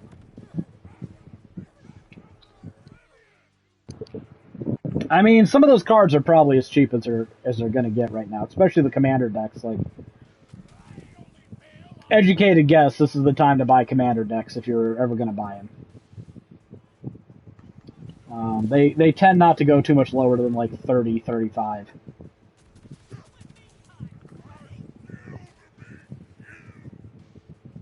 I got some other games, but I can't remember what they were now. I kind of want to go and buy a digital copy of like the Muv-Luv games for Vita, so I can play those with trophies without opening the physical copies I have. Like, I doubt there's ever going to be a sale on anything on the Vita again. So Yeah, probably not. it'll probably be some money, but I don't know. I'm tempted to. Oh, I bought the Corpse Party Tetralogy because I'm pretty sure that shit's just fucking canceled now, unless they bring it to like PlayStation or some shit. But it's looking increasingly like Nintendo of America decided they're not gonna put those out in the West. I don't know why. Nintendo is so weird about this shit. Like, remember when they were Did they ever say why it was canceled? No. I think the publisher was just like, yeah, we're running into difficulties, and then Amazon pre-orders got canceled, but Smart Money says NISA decided they don't want to put it out not NISA. Nintendo of America. So, I have no clue why, but it's just not happening, so I bought 2 Japanese copies off of VGP because they finally had them in stock again, and got one for me, one for Rebecca, so if that ever becomes a visual novel thing, we can do it. So we'll just have to settle for the Switch, I guess. I mean, the Japanese version has English language in it anyway, so who cares? There's no region lock or anything, so all it is a different symbol on the bottom left corner of the box, and who cares? Yeah, that's true. Well, that's cool. More power to you.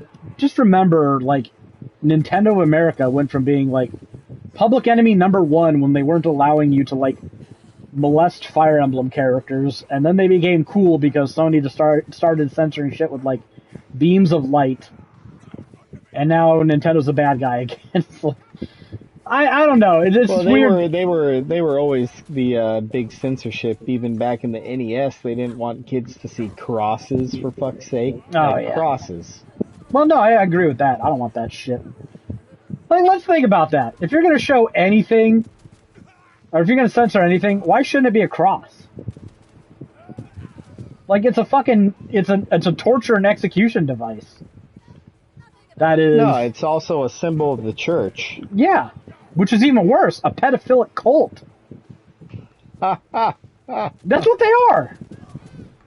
Like, I don't know, Catholic Church has been involved in some fucking heinous shit. I wouldn't want their symbols on my fucking, in my game. Especially, well, okay, no, personally, I wouldn't give a shit because I don't cotton to that censorship thing. But I understand it as a corporation why you wouldn't want it, like, especially if you're globally minded, not, just some Protestant American who wants to be upset about something stupid. Like, it's a torture device. That's what the cross is. Yeah, the church adopted, and if you're gonna censor that, all these Christian parents. I mean, imagine if your like saint got beheaded with a machete, and your holy symbol's like a bloody machete. Like, no, I can see how somebody in Japan would be like, no, that's fucking weird. We're not doing that. So I mean, like it though. I mean, just think, you gotta.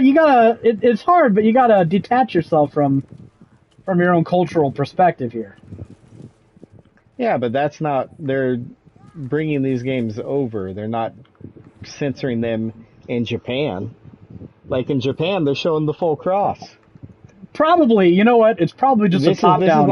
This is like backwards of what you're thinking. It's probably like a top down order that just said, you know what? I don't want to touch that shit with a 10-foot pole. If it's a cross, just censor it so we don't have to deal with it. Because, yeah, but they're not censoring it locally, is my point. No, but the thing is, you don't know as like just Nintendo as an entity whether the cross is being used in a way that's going to make psychotic American Christians happy or angry. You don't know. You don't know. Because the cross is not a value neutral symbol, right? Like, if I portray an evil priest who's flaunting the cross all the time, and he's like, the main antagonist of my game, you think Christians are going to be happy with that? No, they're going to be like, you better turn that into a fucking crescent moon, because then we'll be okay with it, but don't you besmirch my religion. So that's probably what it was. It's just Nintendo being like, yeah, I don't want to deal with it at all. I mean, they also couldn't be bothered to, properly translate or check the translations that were occurring. So right. we are overthinking this hardcore. No, I don't think I am. I think they're just lazy and they went the path of least resistance that is most consistent. No crosses, period. I don't care what it is. But of course, then they allowed some crosses. Like, I think you were allowed to use like the first aid cross because they didn't realize that there's like a dozen different crosses depending on where you're from. So, just the corporate knee jerk to mollify potential offense. So I guess you can't wear any white T-shirts anymore because a certain segment of our population will get upset about that now too. The segment who said that they weren't going to get upset about I love the anything. latest meme, by the way, of Vance and Kirk's Oh, wife, which yeah. is fantastic. Yeah, she's such a fucking faker. So fucking fake. I'm sure everybody knows I have a sister, and she's an annoying piece of shit. I'm a mother's boy. My sister was a daddy's girl, and she knew that she could turn the waterworks on at any time, and it would have a good chance at improving her situation if she done fucked up, or if there was contention. So I learned very quickly how to spot fake tears, and I don't consider myself an expert on a lot of things, but I am an expert on a fake crier. It's just something I become immune to. I smell the bullshit just wafting off. And it's not that hard. Like, if you're sitting here doing, like, the motions of crying and there's no fucking water coming out of your eyes, it ain't fucking real. Like, it's hard to cry and maintain composure and have no tears simultaneously. Those three things tend not to work together. So, but, she is the fakest shit I've ever fucking seen. So, but there's a story about how some like math teachers were wearing a white T-shirt that had like red blood on it for Halloween that said "problem solved," and apparently it's just something you can buy on Amazon and have been able to buy on Amazon for at least a year now. But of course, right wingers thought this was them mocking Charlie Kirk because they live in their bubble where everybody has heard of and loves Charlie Kirk, and it's like, I bet you most Americans don't know who the fuck this guy is, and when they find out, their first and only reaction be, oh, he was kind of a piece of shit. Like, we have to acknowledge that not everybody lives in the same political bubbles as we might. But, like, they're trying to turn, like, the people who were so very, very adamant about fuck your feelings and I should be allowed to say controversial things about people, even if, or especially if it offends them. Now, you can't say anything about St. Charlie. So, fuck them. Fucking hypocrites. No, it's fantastic and juicy though. Yeah, That hand on the head in the hair. Oh yeah. I see a lot of people speculating damn girl. he's gonna get rid of his non-white wife and marry Erica Curry. Who knows? Who knows? Like, J.D. Vance is like the fakest fucker in the world. So, I wouldn't put anything past these guys. But, 3 years is a long time, so I think it's early to run with any narrative. I don't think anybody knows what they're going to be doing in 3 years. So, they had a sale. What was it? Spike Chunsoft had a sale? Yeah, they sure did. They had some fucking nice things for sale. If you, they only had like 5 things. Let's not go crazy. Well, yeah, but like 4 of them were interesting. The discounts were super real though. I think you're able to you can get Ring Code Physical for $10. That's insanely good. AI the Somnium Files for Switch for $10. Also insanely good. Apparently that deal's up on Amazon now too. Like they sold out a lot of this stuff on their own store. And I'm like, you know what? I have AI the Somnium Files. I think Nirvana Initiative is the one that it is, the sequel. I have that on PlayStation, so I don't really need it, but man, there's a lot of Switch games I'd buy for $10 that I don't really need. Yeah. So I got Ring Code because when I played through it earlier, it was a digital code, so very happy to get that. at that price too. I got a steelbook version of it actually for 15. Yeah, Fucking fantastic. I What got else that did they too. have? They had They had the Steam collector's edition for that for like $30. Danganronpa Decadence, I think. Yeah, I think that was bundled in with something else.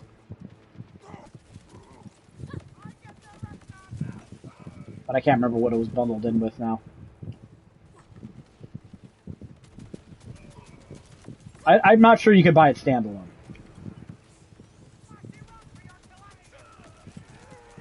God, how's that fucker? Oh, there's a badass here. Stop blocking all my shots. This is gonna sound pathetic, but whatever. I finally beat Silent Hill F. Why is that pathetic? The guide has been done for like over a month now. Do you know how many games I've like written guides for, and I did my share of the work, and I was like, yeah, I just can't bring myself to get across the finish. Like that's fairly common. Yeah, but not for me. Like I never beat Rebirth. I never beat Kingdom Come Deliverance. I did beat Doom. Can't say I didn't do that. Did you platinum? Doom? Yeah. Yeah. Yeah. No, that was That's a good platinum. That was a pretty sweet project. I don't really have any complaints with that one. Short, sweet, to the point. Yep. Paid well. No complaints. Borderlands is just gonna drag on forever because this game's huge. There's tons of shit to write about. That's okay. Not like I have anything else on my plate right now. Well, except for Dragon Quest. I don't know. It's nice. Like if Gamer Guides doesn't have anything for me, it's like, all right, I'll just go work on Borderlands. That's fine. Well, I'm sick of Dragon Quest. It's like, I'll go write up a couple more bosses. I'm pretty much done with the bosses though, so I might have to start writing up quests and stuff. Quests and trophies. I'll platinum this game eventually, I think.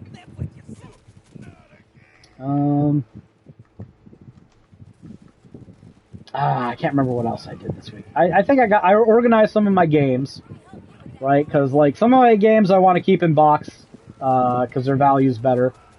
Like if I'm writing a guide for a game, I'll usually buy it digitally just so I don't have to wait for it. But you know, I want to actually own it at some point, unless it's like Doom, which doesn't have a physical copy. Which probably the most negative thing I can say about it is they didn't put a proper physical version of it out there. That's okay, you're not long for this world. But so if I like open it, I put it in a little CD binder.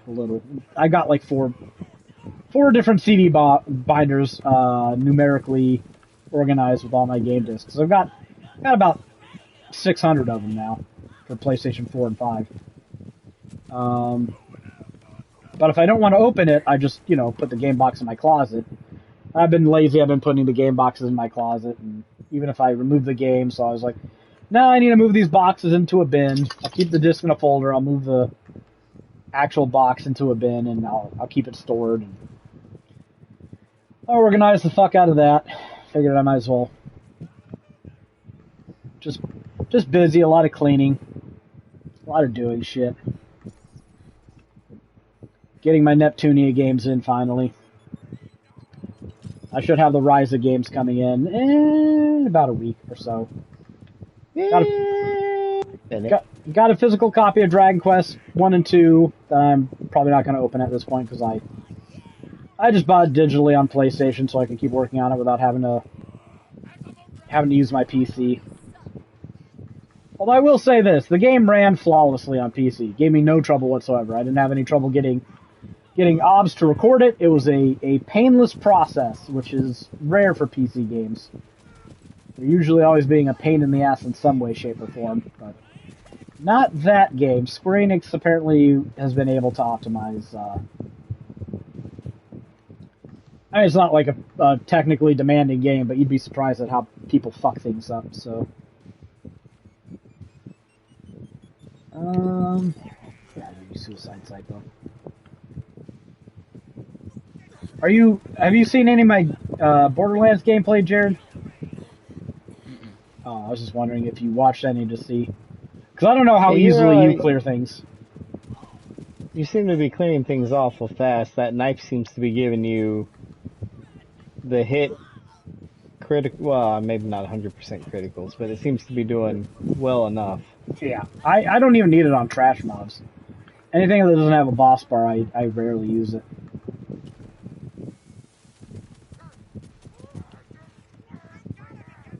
I'm But no, power washing. you're power washing. Don't. Yeah. Aren't you doing a review on that? Yeah. Was it another power washing game? It's a sequel. Second Power Wash Simulator 2 came out. Of course it did.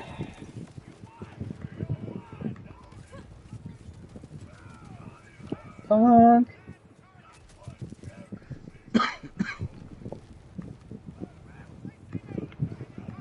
Where is this guy at? There he is.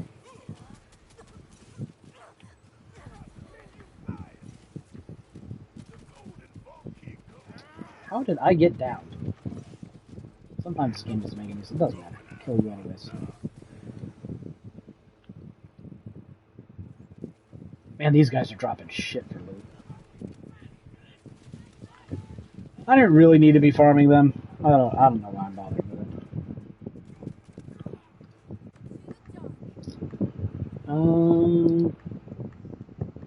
Yeah, that Chainsaw Man movie was pretty good. I watched, or I read the manga like a long time ago. So I kind of knew how everything was going to play out, but it'd been so long I forgot a lot of the details.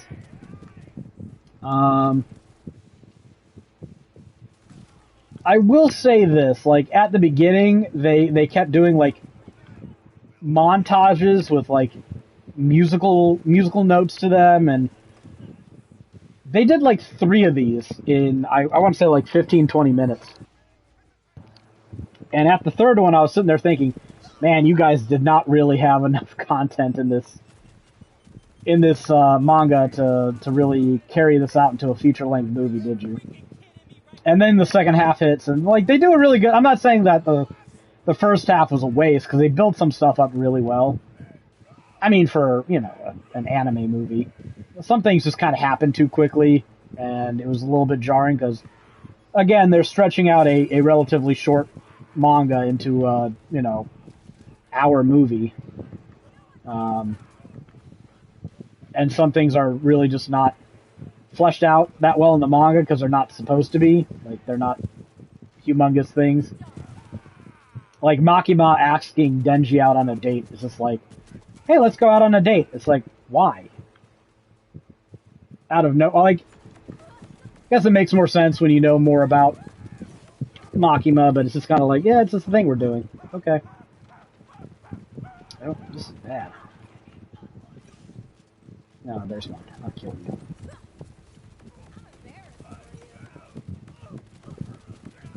But the second half was actually really good. Like, it picked up, and they were able to extend the combat scenes a lot more than I thought they were going to be able to. So, a pretty good movie overall. I think it's the weakest of the 3 anime movies I've watched in theater here in the last Those couple anime years. movies really are coming out in the theaters like hardcore nowadays. Yeah, you know what? They've all been okay.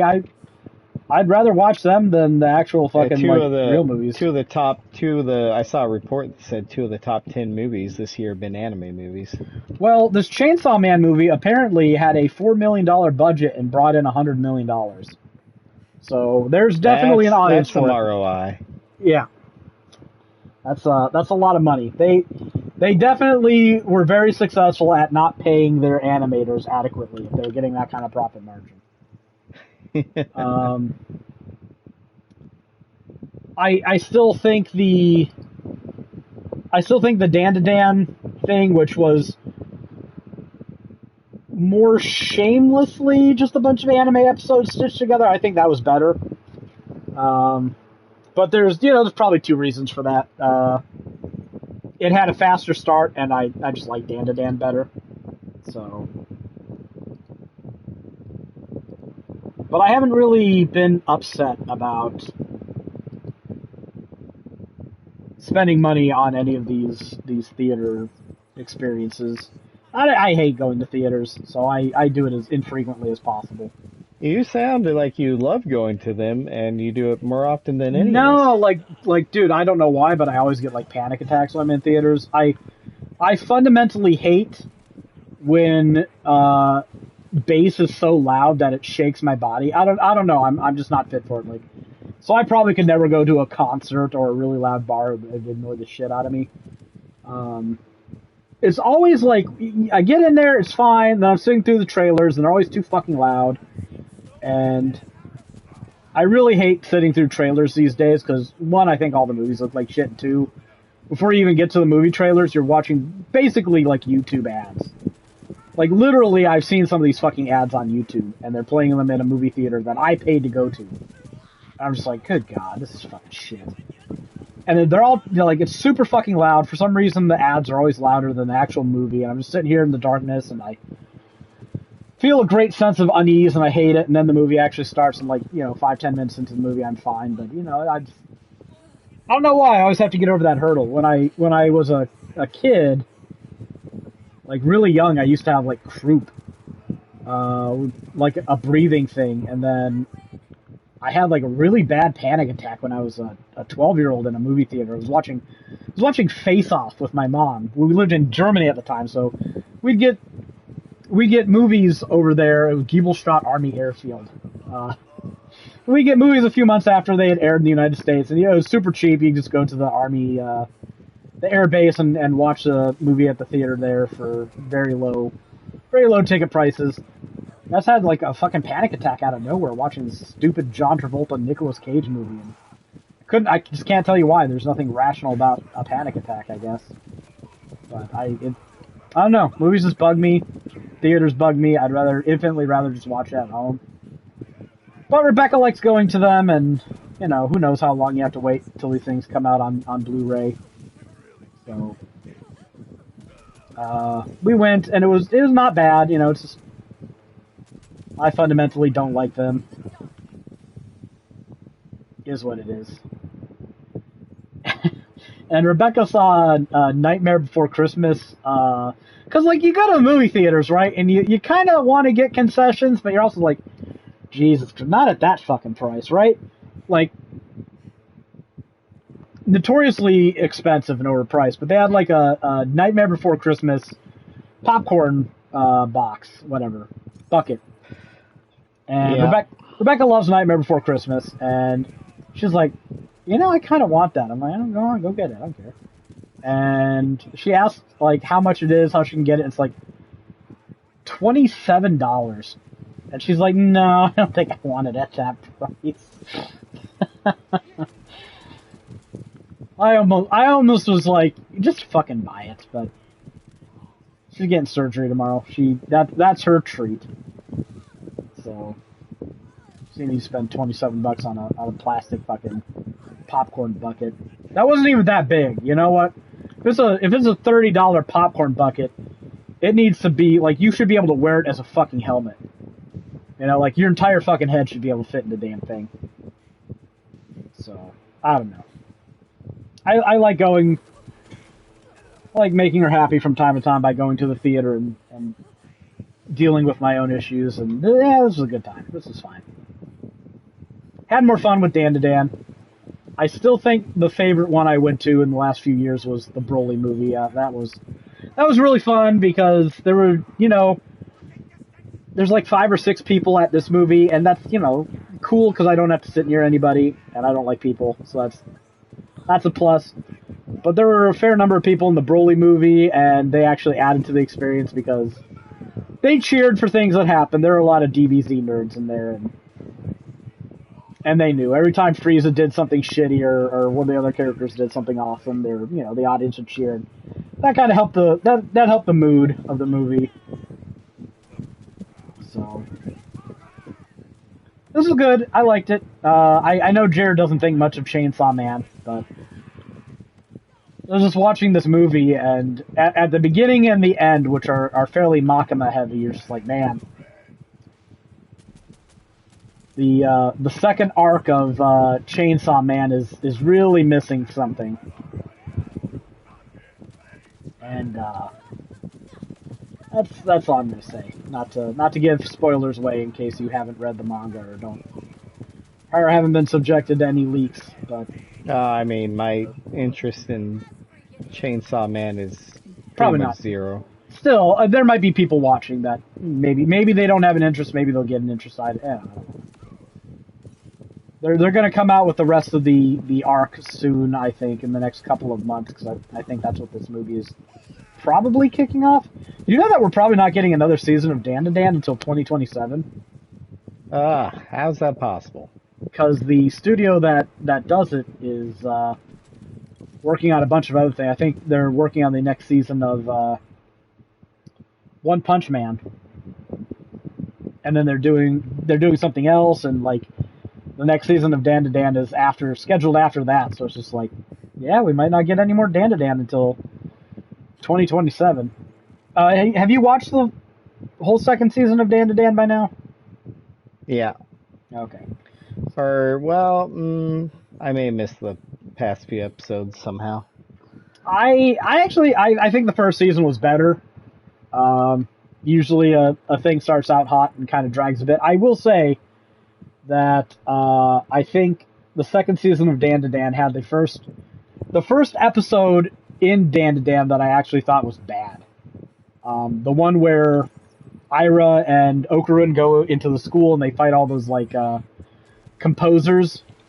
Oh yeah, Like I remember that one. That was in the manga and it was fine in the manga, but it was so drawn out in the anime. I legit felt bored during that sequence. I know it was coming. Like I'm very far ahead of the manga or of the anime, but I just thought it was executed poorly and just dragged on and didn't really accomplish anything. So, but you know what? I think they have 24 episodes, and that's the only one I think is just outright bad. Like I don't think I'd ever bother rewatching that one because nothing really happens during it. So I don't know. That's my anime update for the day. Yeah, it was kind of seeing who the composers were was kind of meh. Oh, I recognize him. He looks like him, and that's about it. Yeah. Well,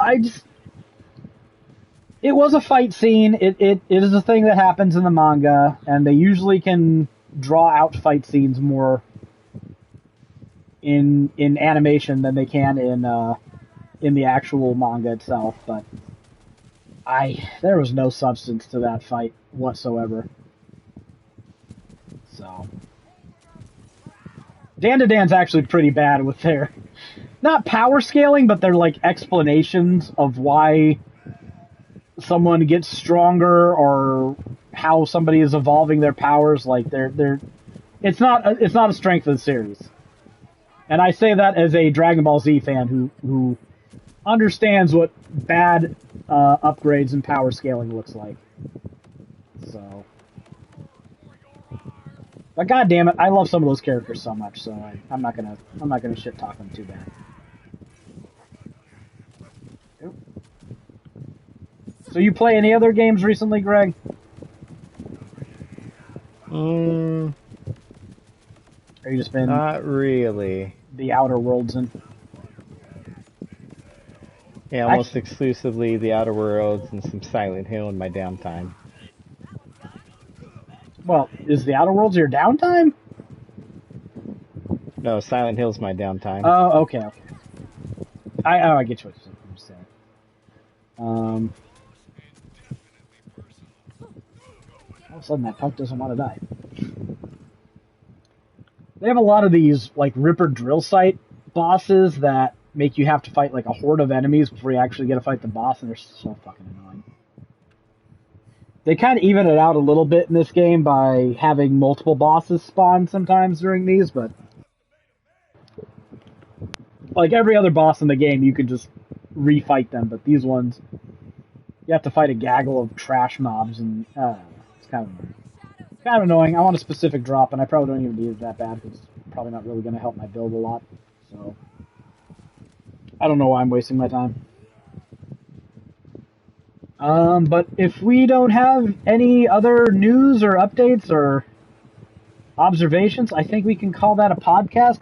I'm probably gonna need to get to bed. I gotta wake up at. Well, technically, I gotta wake up at 3, so a little 5-hour nap and then drive Rebecca to the hospital. And then we'll see. What do you think, Greg? Should I drive back home or should I just wait in the parking lot, bring my 3DS, and How long? How long you gotta wait? well, I have to take Rebecca there at 5:30. Her surgery isn't until 7:30, and I have no clue how long she's going to be in there for. It's supposed to be outpatient, but I don't know. Oh, outpatient surgery. Yeah, It I should don't be know. quick then. I don't know how it's outpatient, because like they're cutting her open, putting in a mesh. Like I don't know. I don't. I'm kind of thinking about just bringing the 3DS. Maybe I'll get an extra nap in the car. It's risky.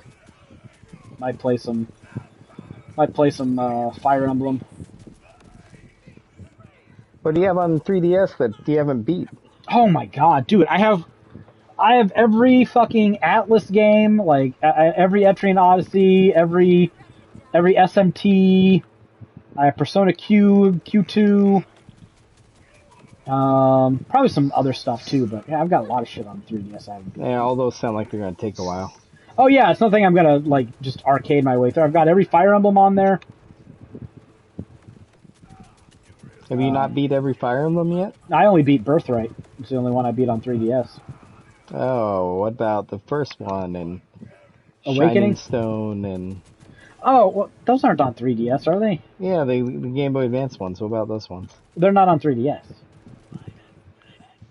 And 3DS doesn't play Game Boy Advance. No, I don't have access to those. I've thought about buying a DS because I think DS does play like a DS Lite and playing Game Boy Advance games on there. So. I tell you what, Jared. Oh, me oh my! If you want to complete some of these gun challenges easily, get this bod weapon because it counts as every type of gun. So no matter what you're doing, I just saw incrementing Monstera said she sneaks her own snacks in. Everybody does that, right?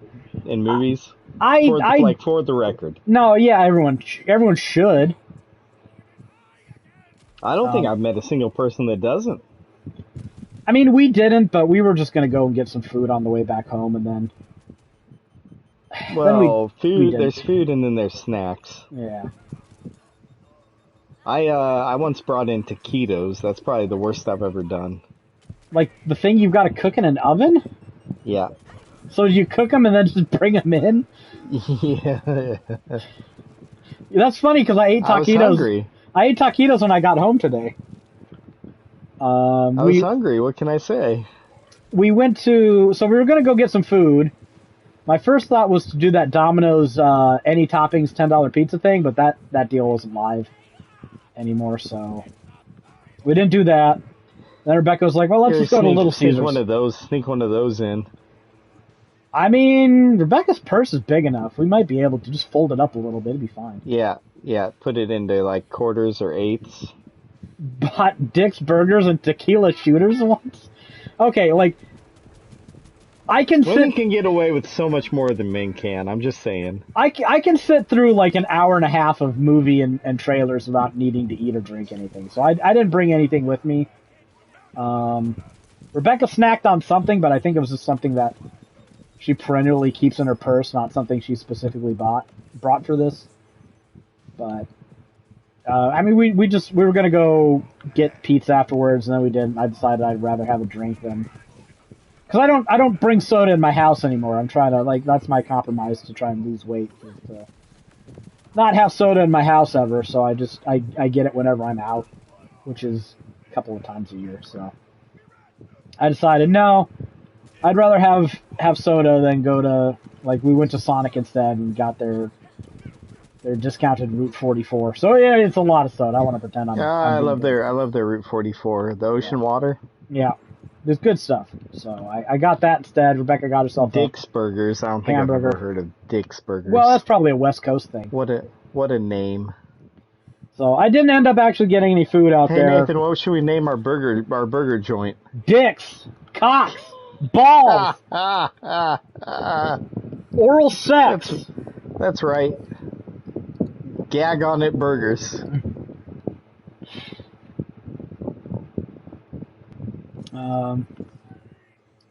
So yeah, I had taquitos when I got home.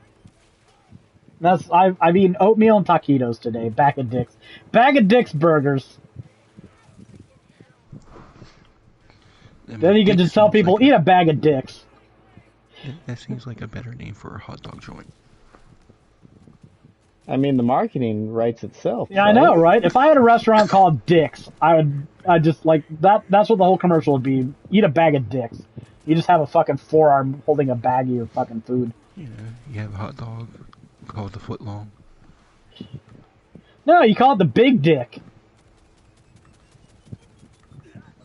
This is too easy. Yeah, a hot dog joint. You know, like here, come have our wiener in your mouth.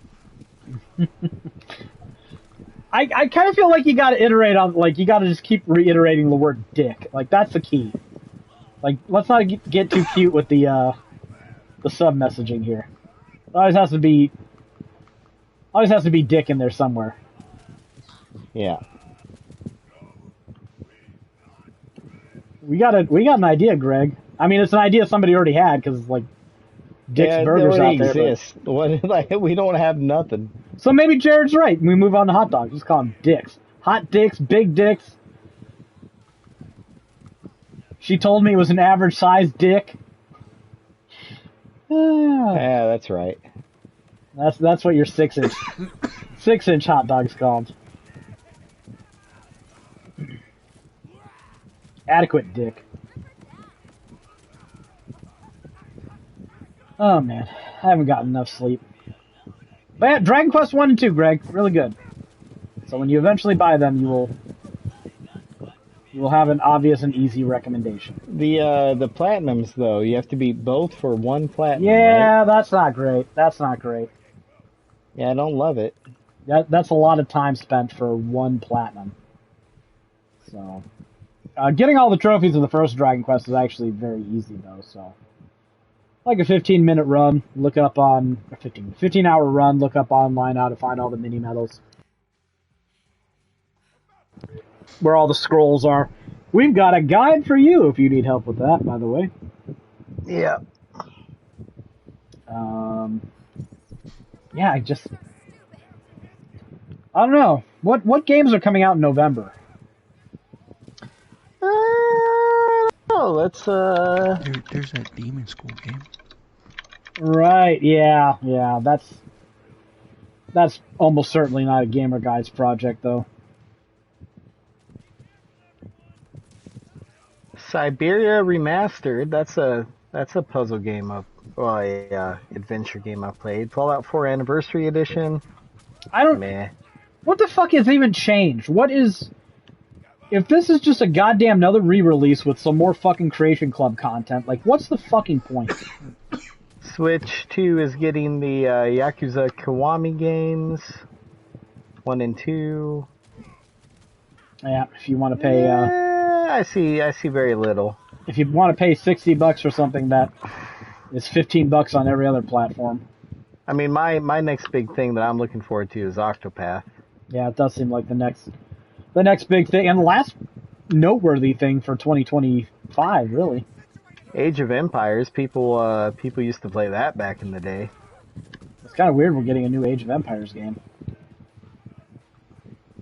Metroid Prime 4 is December. Yeah, but I don't have a Switch 2, so that's not happening. That's coming on the Switch. Oh. There you go. I'd write for it if I had to. I'm not that opposed to it. If I can write a guide for Doom, I can write a guide for Metroid Prime. Probably more to write about with Metroid, honestly. Probably. More puzzly stuff. They have more puzzly stuff, more codexes that you have to find and probably scan, I would imagine. I wouldn't be opposed to that. Like, I wouldn't buy that game if it was just up to me, but if I was getting paid for it, I wouldn't mind it. I'm just trying to think, like, where am I going to be making my money the rest of this year? Because gamer guides are, well, I mean, I didn't think we'd be doing Dragon Quest, so who fucking knows, right? I mean, there's a chance that we could be doing Octopath on gamer guides if they get a code. I guess that's all that really matters. What are we going to get a code for? Because I somehow doubt we're getting a code for Metroid Prime 4, so... Yeah, Nintendo's not that nice. Yeah. I don't know. Who needs a code for a Nintendo game? Well, that's true. Well, what? Yeah, I mean, just be like that. Just be like that one guy. They got. You heard that right recently? The streamer who got sued and lost against the Nintendo for streaming pirated games and then taunting them while doing it. Well, you know what I wouldn't do? I wouldn't stream a fucking pirated game. And then taunt them while you're doing it? I might taunt them after I've done it, but I'm not going to stream it, you know. I'd be like, Neener, Neener. You have to do both. Okay, I'm not doing that. He was telling them, like, he can do this all day. Well, yeah. If he's willing to pay for it. What a fucking self-own. Like, is that the worst fucking, like, gaming humiliation to happen this year? No, it has to be Carl Jobs. That has to be the worst one. Yeah, definitely Carl Jobs. Talking all that fucking shit about Billy Mitchell and then giving that con man $250,000 or whatever the fuck he lost. What an idiot. What a moron. Conning other people for donations to pay off his legal stuff while at the same time saying, I didn't say it was for this. Well, you didn't not say it either. Yeah, you heavily applied, you fucking con artist. He didn't get any of my money, that's for fucking sure. I mean, me either, but he got plenty of other people's. Yeah. So, no, I mean, I don't know. I have the ability to be pissed off for other people. No, you can't. You know, he's a piece of shit. You should be righteously angry at pieces of shit. That's fair. I don't care if he got you or not. I just, you know, there's been some rumors about him being a fucking scumbag long before this. Yeah, his apparently his Discord chats are neo-Nazi shit that he's fucking said and done. You know what? There's a lot of dipshit gamer fucking people who flirted with that shit back during Gamergate, so I'm not discounting it entirely, but not necessarily something that's gonna, because there's a lot of people who've said stupid shit at some point or another, but you know what? I'm willing to believe the worst about Carl Jobs. So people's past tweets and social media posts are like just fair game for anyone and everyone at this point. I mean, it's fair though. Like, don't say the shit if you don't fucking mean it, right? I loved there was Travis Kelce's stuff popping up recently. Why? What did he say? Oh, like these cheerleaders are just fucking ugly and stuff like that. Like, you know, normal jock shit. No.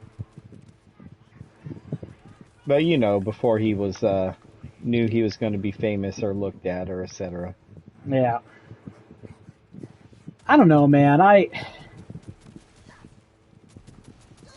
Cheerleaders never did it for me. You know, like, there are a lot of people who goon on like female wrestlers and shit, and cheerleaders kind of fall into the same boat for me. Like, the second we're like on a football field or basketball court or wrestling ring, like, I don't want to be thinking about boobs. Like, the venue causes anything else to lose its sex appeal. So I never could square that circle. It's not my kink.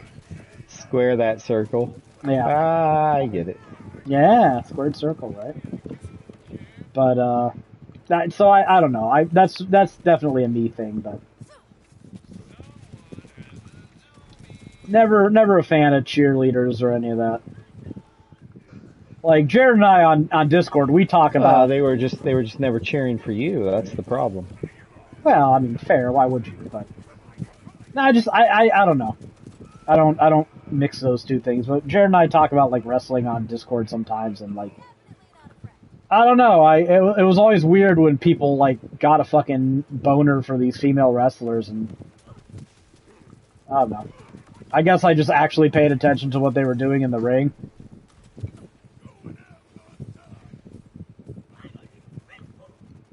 Didn't Yeah, Sasha that's not needed. paying attention to what they do in the ring? Well, no. There's actually a lot of there. Well, there were. I haven't watched in a while, but there were a lot of really good female wrestlers for a while there. Like, I mean, I grew up with the Attitude Era, so you had like just the most plastic ass fucking fake female wrestlers ever. Like, they couldn't do anything. If one of them did a halfway decent DDT, it was considered like a miracle. And it's like, it's the easiest move in the world. Put them in a fucking headlock and fall on your back. Half of them couldn't fucking do that right. But you had a lot of really good female wrestlers who were like. They also weren't allowed to do it. Well, I have my doubts whether taking the leash off of them was actually the problem. Well, I'm not disputing the fact either. Yeah, clearly Vince was not hiring them for their supposed athletic prowess. But you had a bunch of them in the last couple of years that were really good, like Becky Lynch and Bayley and what's her name? The one Sasha Banks, Charlotte. So yeah, you had some really good female wrestlers. And they legit were putting on some of the better matches on the card. So I don't know what happened with all them. I think Sasha Banks left the company. Yeah, she's in AEW. Oh yeah, so her career's just fucking wasted now. She's doing some gimmick where she has like 12 championship belts. No, okay. From like a bunch of indies. Yeah, who cares? Okay, that's who did this one? Like Ultimo Dragon had a bunch of belts at one point. Yeah, all right. I mean, she was good. She was good, but they only had like 5 or 6 of them.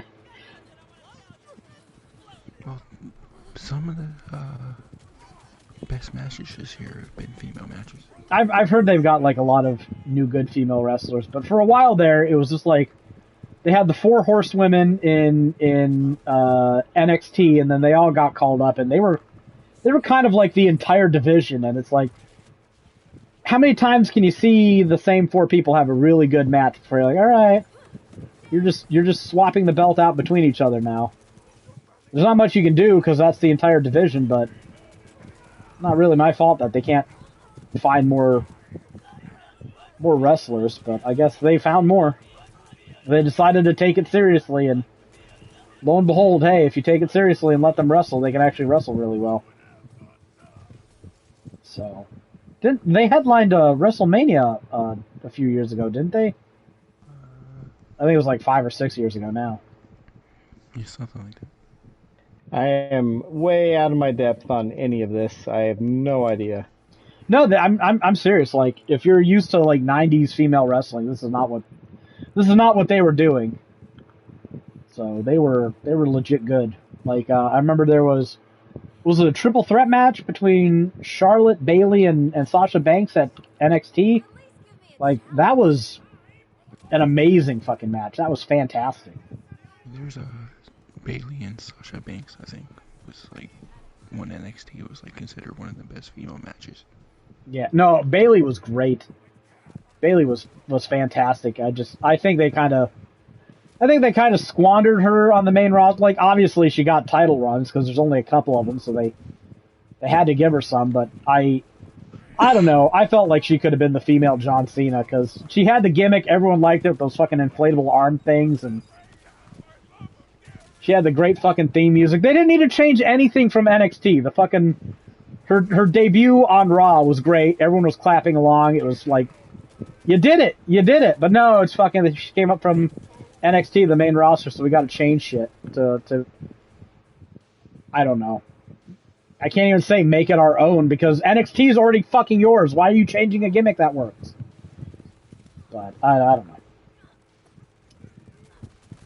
I felt like they could have done better with Bayley, and they kind of just let Charlotte and Sasha Banks be the entire fucking division for a while. It's like, all right, they're good, but I don't ever need to see Charlotte win another fucking wrestling match in my life. Like, I get it. She's Ric Flair's daughter. Doesn't mean she needs to win 16 Oh, championships you're in 5 only years. saying that because she's a woman. Yes, you're absolutely correct. I wanted the other women to win too much. I knew it. Totally not just Charlotte disappearing for months and coming back and winning the championship in her first match back. I think that's after my time, because when I was watching, she was just way overexposed. And she was good, but it's like, you've got other good women wrestlers that could be holding this belt. I don't know. Oh, I don't want to do that. I'm going to get blowed up. Gonna get blowed up by running through things. And these fuckers haven't dropped me a legendary in a long time. They're kind of being cunts about this. Good thing about this new build is it actually has room to grow. That bleed build was fun because it was broken. Like it calculated all the... Have you guys seen Brock Lesnar's daughter? Yes, we have. Holy shit. That apple did not fall far from the tree. Like, there's no... She is a walking paternity test. Like, Paternity test. Yeah, like you can tell she looks just like Brock Lesnar. And I don't want to be a fucking dickhead, but Brock Lesnar is not the prettiest lady. So, but if she has like half the in-ring capability that she's huge, dude. She does like shot put and shit. Like she has half the in-ring capability of Brock Lesnar. If she can learn that, holy crap, she could be a fucking beast. So, I mean, hopefully she's not like an idiot fucking elephant like Nia Jax, but you should look her up, Greg. She literally looks just like Brock Lesnar. So,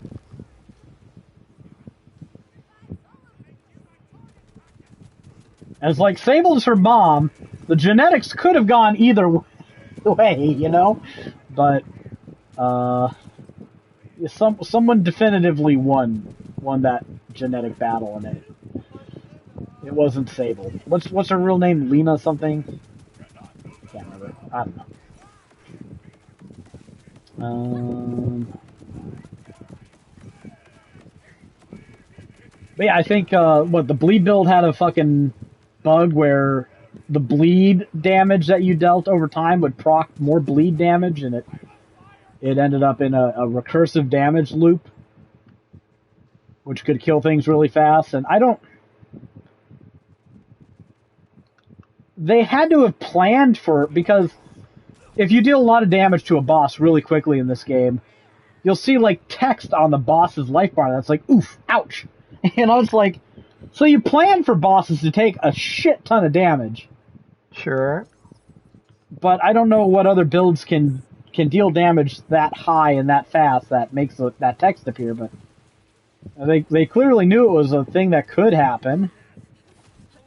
But this build actually requires you to have some legendaries and has room to grow with some of these post-game specializations I'm unlocking, so it's not bad. And you know what? It's actually fucking stronger in a lot of ways than that bleed build was. Because that bleed build was strong as shit, but it really wasn't that useful against things that weren't bosses. Because if they don't have a shit ton of life, you know, you're not stacking the damage on them that fast, and you're just kind of, you know, killing them with your guns. This build does more damage to enemies the more health I have. So it kind of has something to build up to and around. Yeah, that's good. So it's actually probably a nerf that was a good thing. I don't know. I'm kind of opposed to nerfs in single-player games.